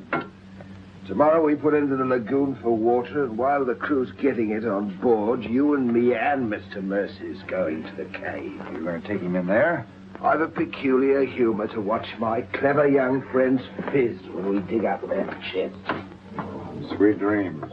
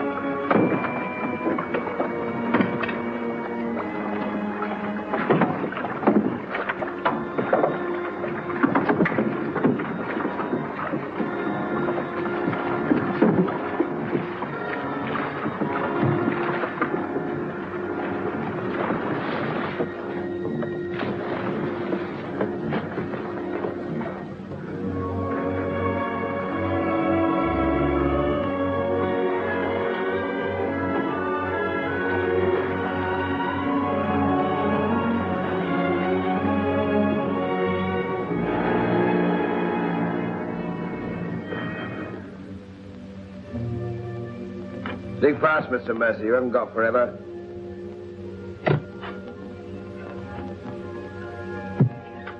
Who might this be? Perhaps a man that asks too many questions.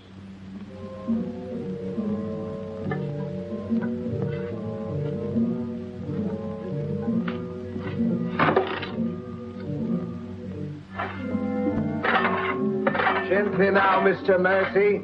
You've come on something.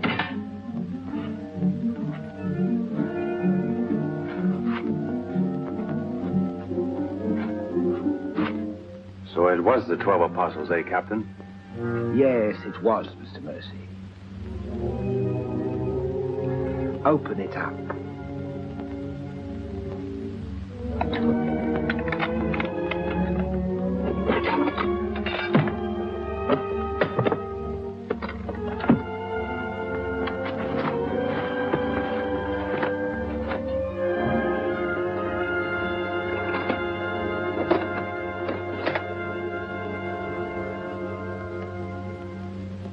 Blaine's. Blaine's. He was a brave seaman, but foolish. Did you happen to know him, Mr. Mercy? I'd heard of him.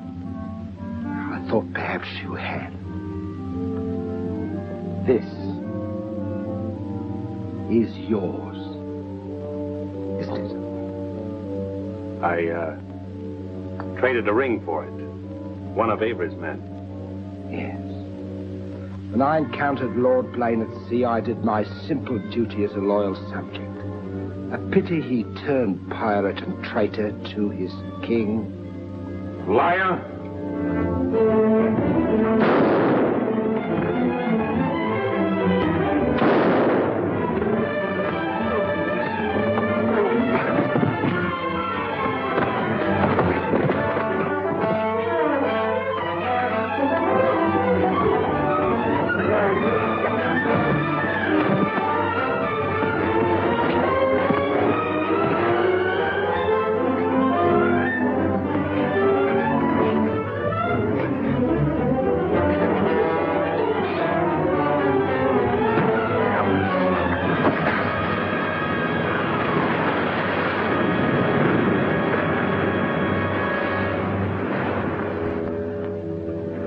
For the sharks now, Mr. Povey.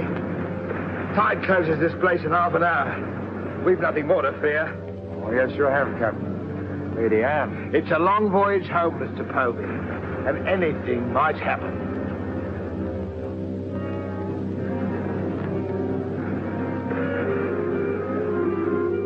Naturally, her ladyship is still very distressed, sir. In the midst of life, we are in death, Shadwell. And though my heart bleeds... My heart, sir.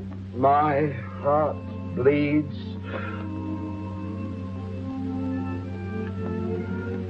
Confound you, Shadwell. You drove the thought right out of my head. And it was an uncommon pretty one. I'm sure of that, sir. Go to her at once. Tell her she can't mourn forever, and I shall expect her to take her meals in the main cabin with the rest of us. Very well, sir. Poor lad. Returned just in time to see him go over the edge. Searched for an hour. Never came up. Well, here's to him. Wherever he is. You feeling ill? Yes, I'll go to my cabin with your permission. If you wish, it's been quite a trying voyage. What with one little thing and another would bear up. You'll soon be home again.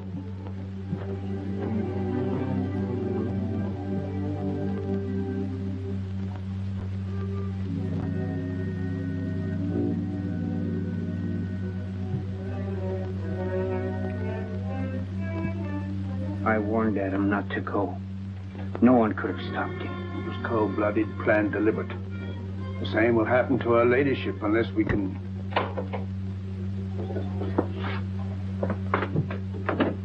Adam,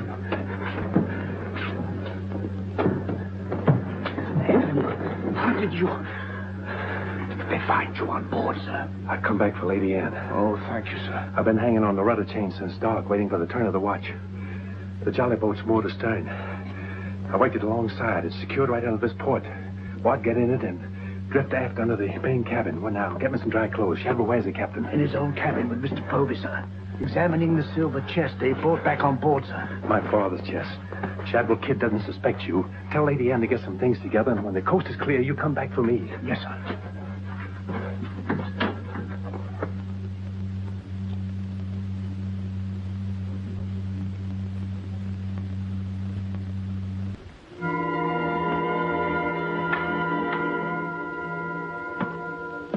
Sir? Aye, sir. Rouse out both watches at daybreak. We're waiting on the morning tide. Aye, sir.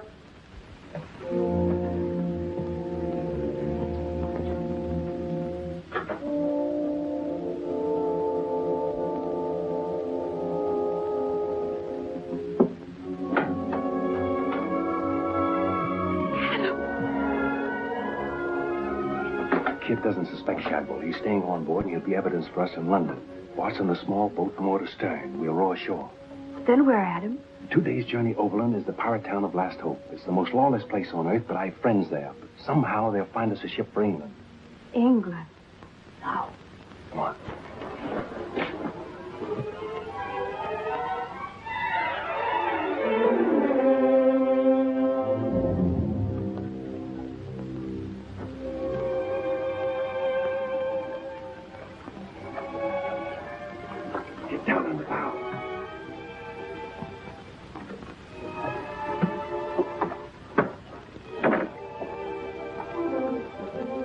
Goodbye, my lady. Goodbye, my lord. Godspeed.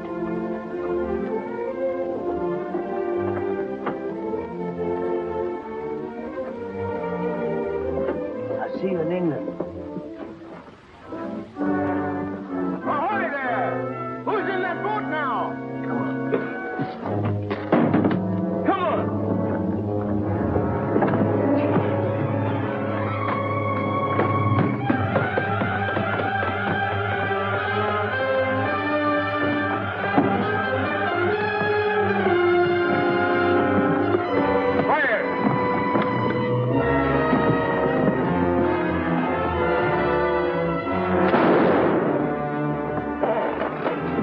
Thank you, my lord Scott.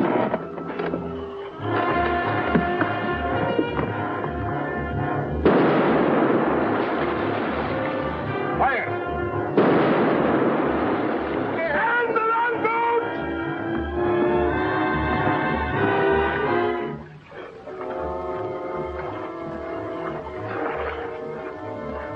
What?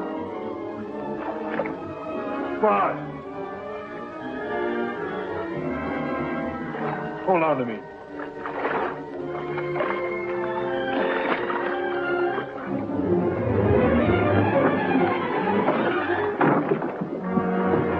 Take her away.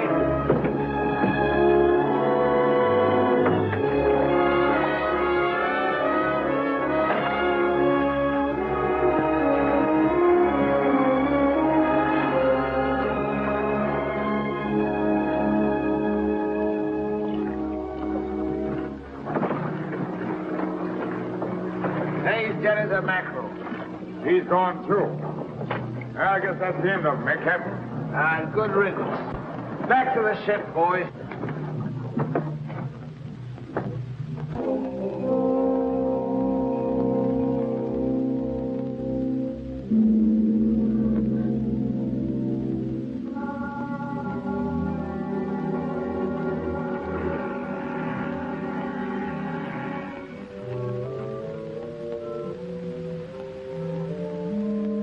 If you're thinking what I think you're thinking, my friend, forget it.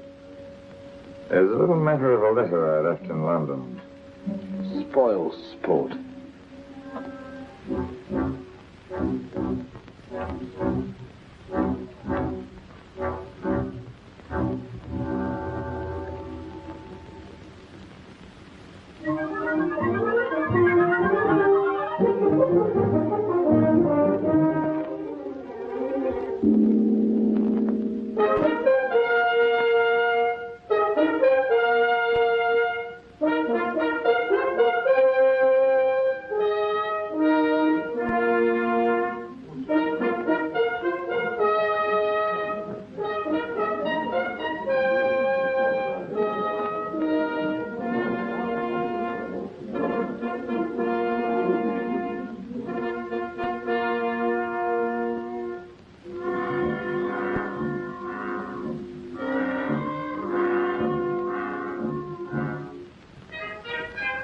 Captain William Kidd.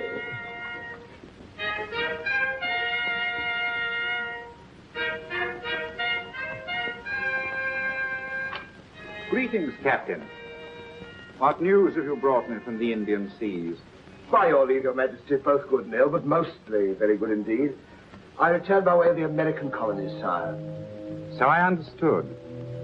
With the main points of your voyage, I am familiar. I wonder if you can enlighten me about the affair of the Queen's godchild, Lady Anne Dunstan, and your shipmaster, Mr. Mercy. Oh, that poor impetuous fellow, sire. Inveigled that bud of innocence, he did, into running away with him. And catching him red-handed in defense of my very life, I was forced to dispatch them both. Rest in peace. Tell me, Captain, about the treasure and the Quida merchant. Unfortunate, sire. Most unfortunate. We'd shipped but that chest when up she blew, and all souls went heavenward. Rest in peace to them. Ditto. I see. And about the 12 apostles and Lord Blaine, you encounter any trace? Nay, sire. I can only hope that the weight of his sins sank both him and his ship. I see. Then how do you explain this?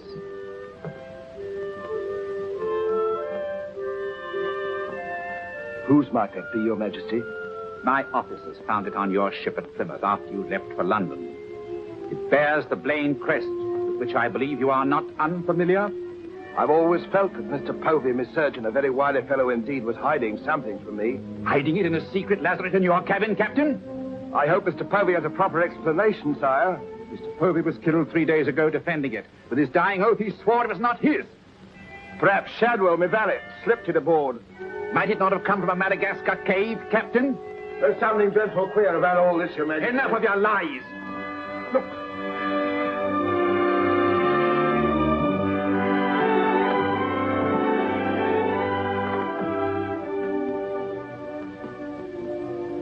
Nightmare. Pity you overlooked last hope, Captain. We stood on the headland with my friend Avery and watched you sail by. May it please your majesty, I accuse this man of piracy and murder. Was ever a gentleman so misfortunate? Lock him up in Newgate. He is to be held for the next session of the Court of Orient Terminer, there to be tried for his life. Hands off me, you scoundrel! All I done was to the credit and for the honor and glory of England! So here's me bequest to them what hunts what I have hid, and to their sons' sons, down through the endless corridors of time. Greed that spawns murder. Hatred that corrodes the soul. Ambition, the foulest trumpet of all. Hey, Jack! Jack Kent! Sell me a bit of that rope for 6 pence, will you? Save your money, my lad. You can have it all for nothing if you'd only step up here and wear it. Hurry it up, Jack. Can't wait forever. Captain Kidd is dead, my Lord Blaine. His account is closed.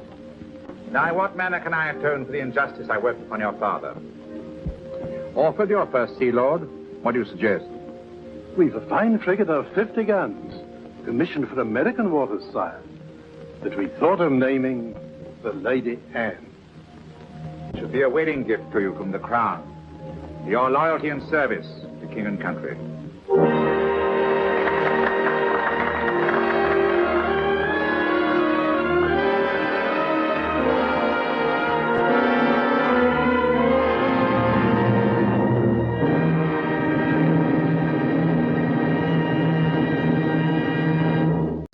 Okay, the movie is over. The first pirate movie is over, and we got to show a few packaging first before we eat our snack of the week. But of course, what pirate wouldn't be complete with this? Isn't a pirate. Captain Crunch isn't a pirate, but he's on the seas. He's on the seas at the time of pirates, don't you think?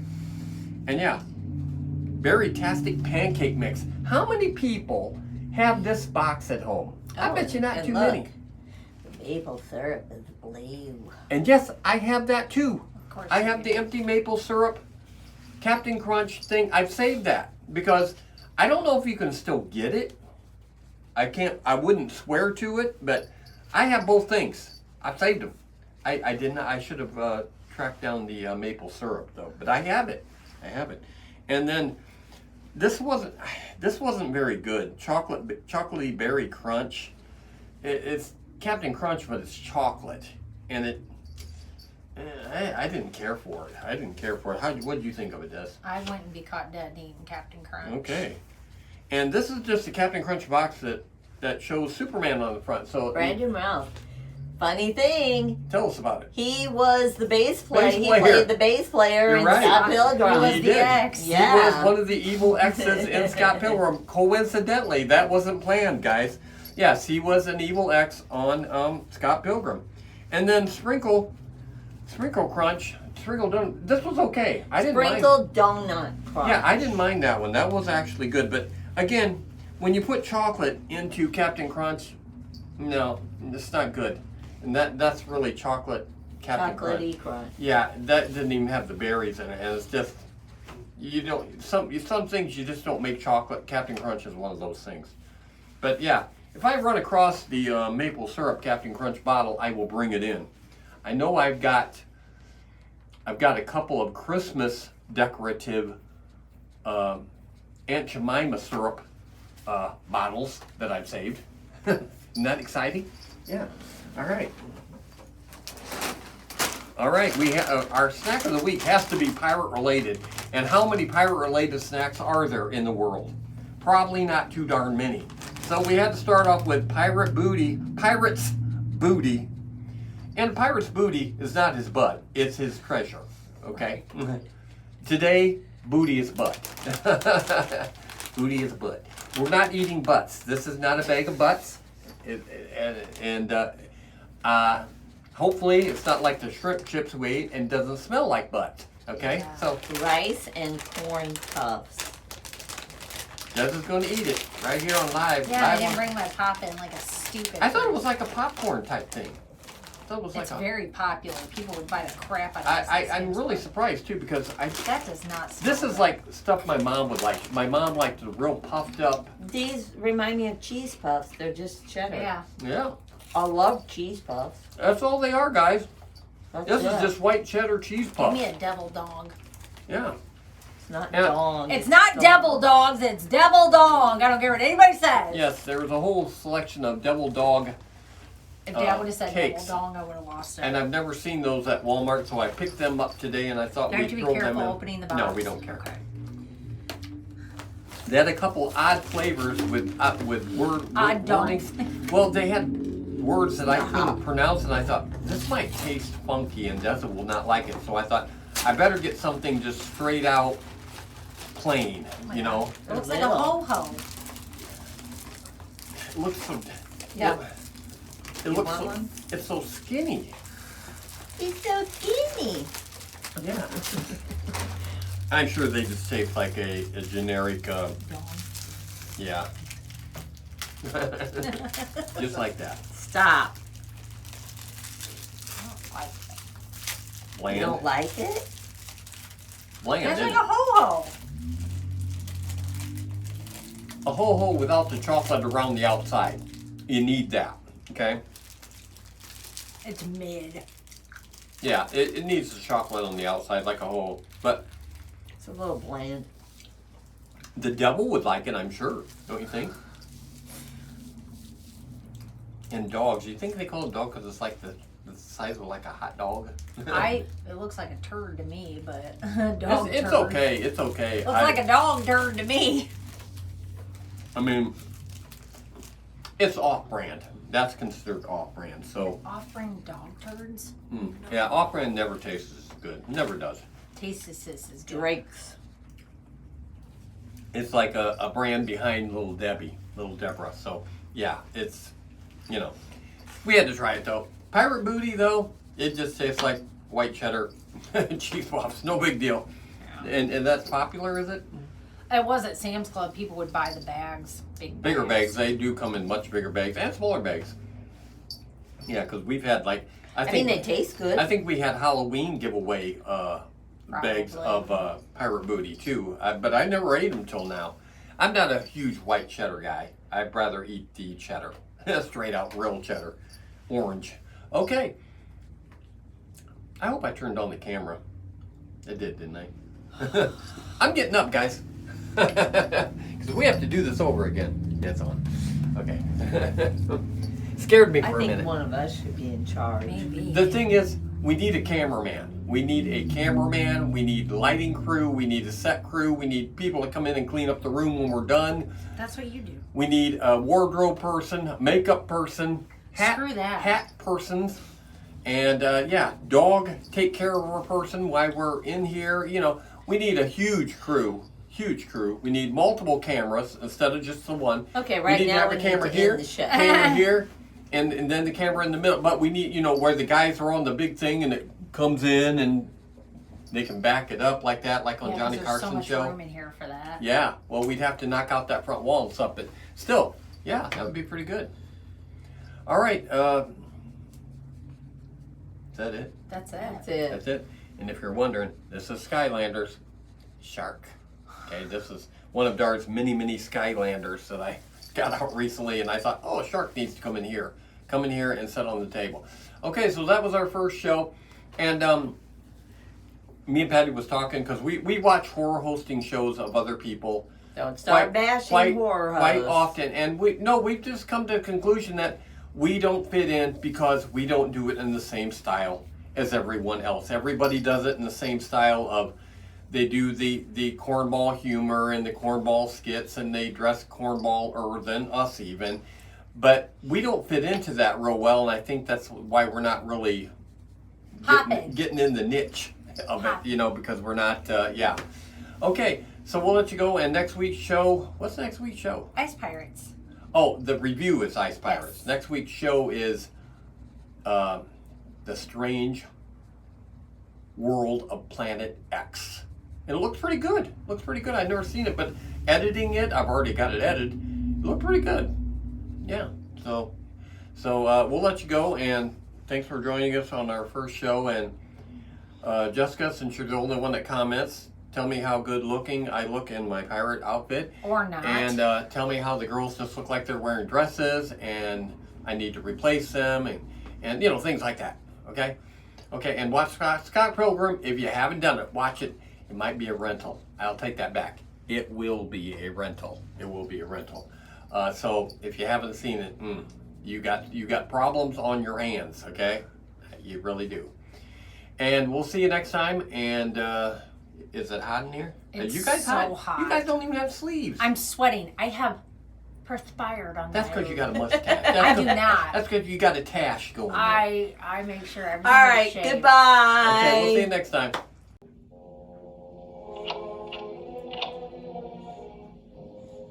This time we didn't forget the gravy.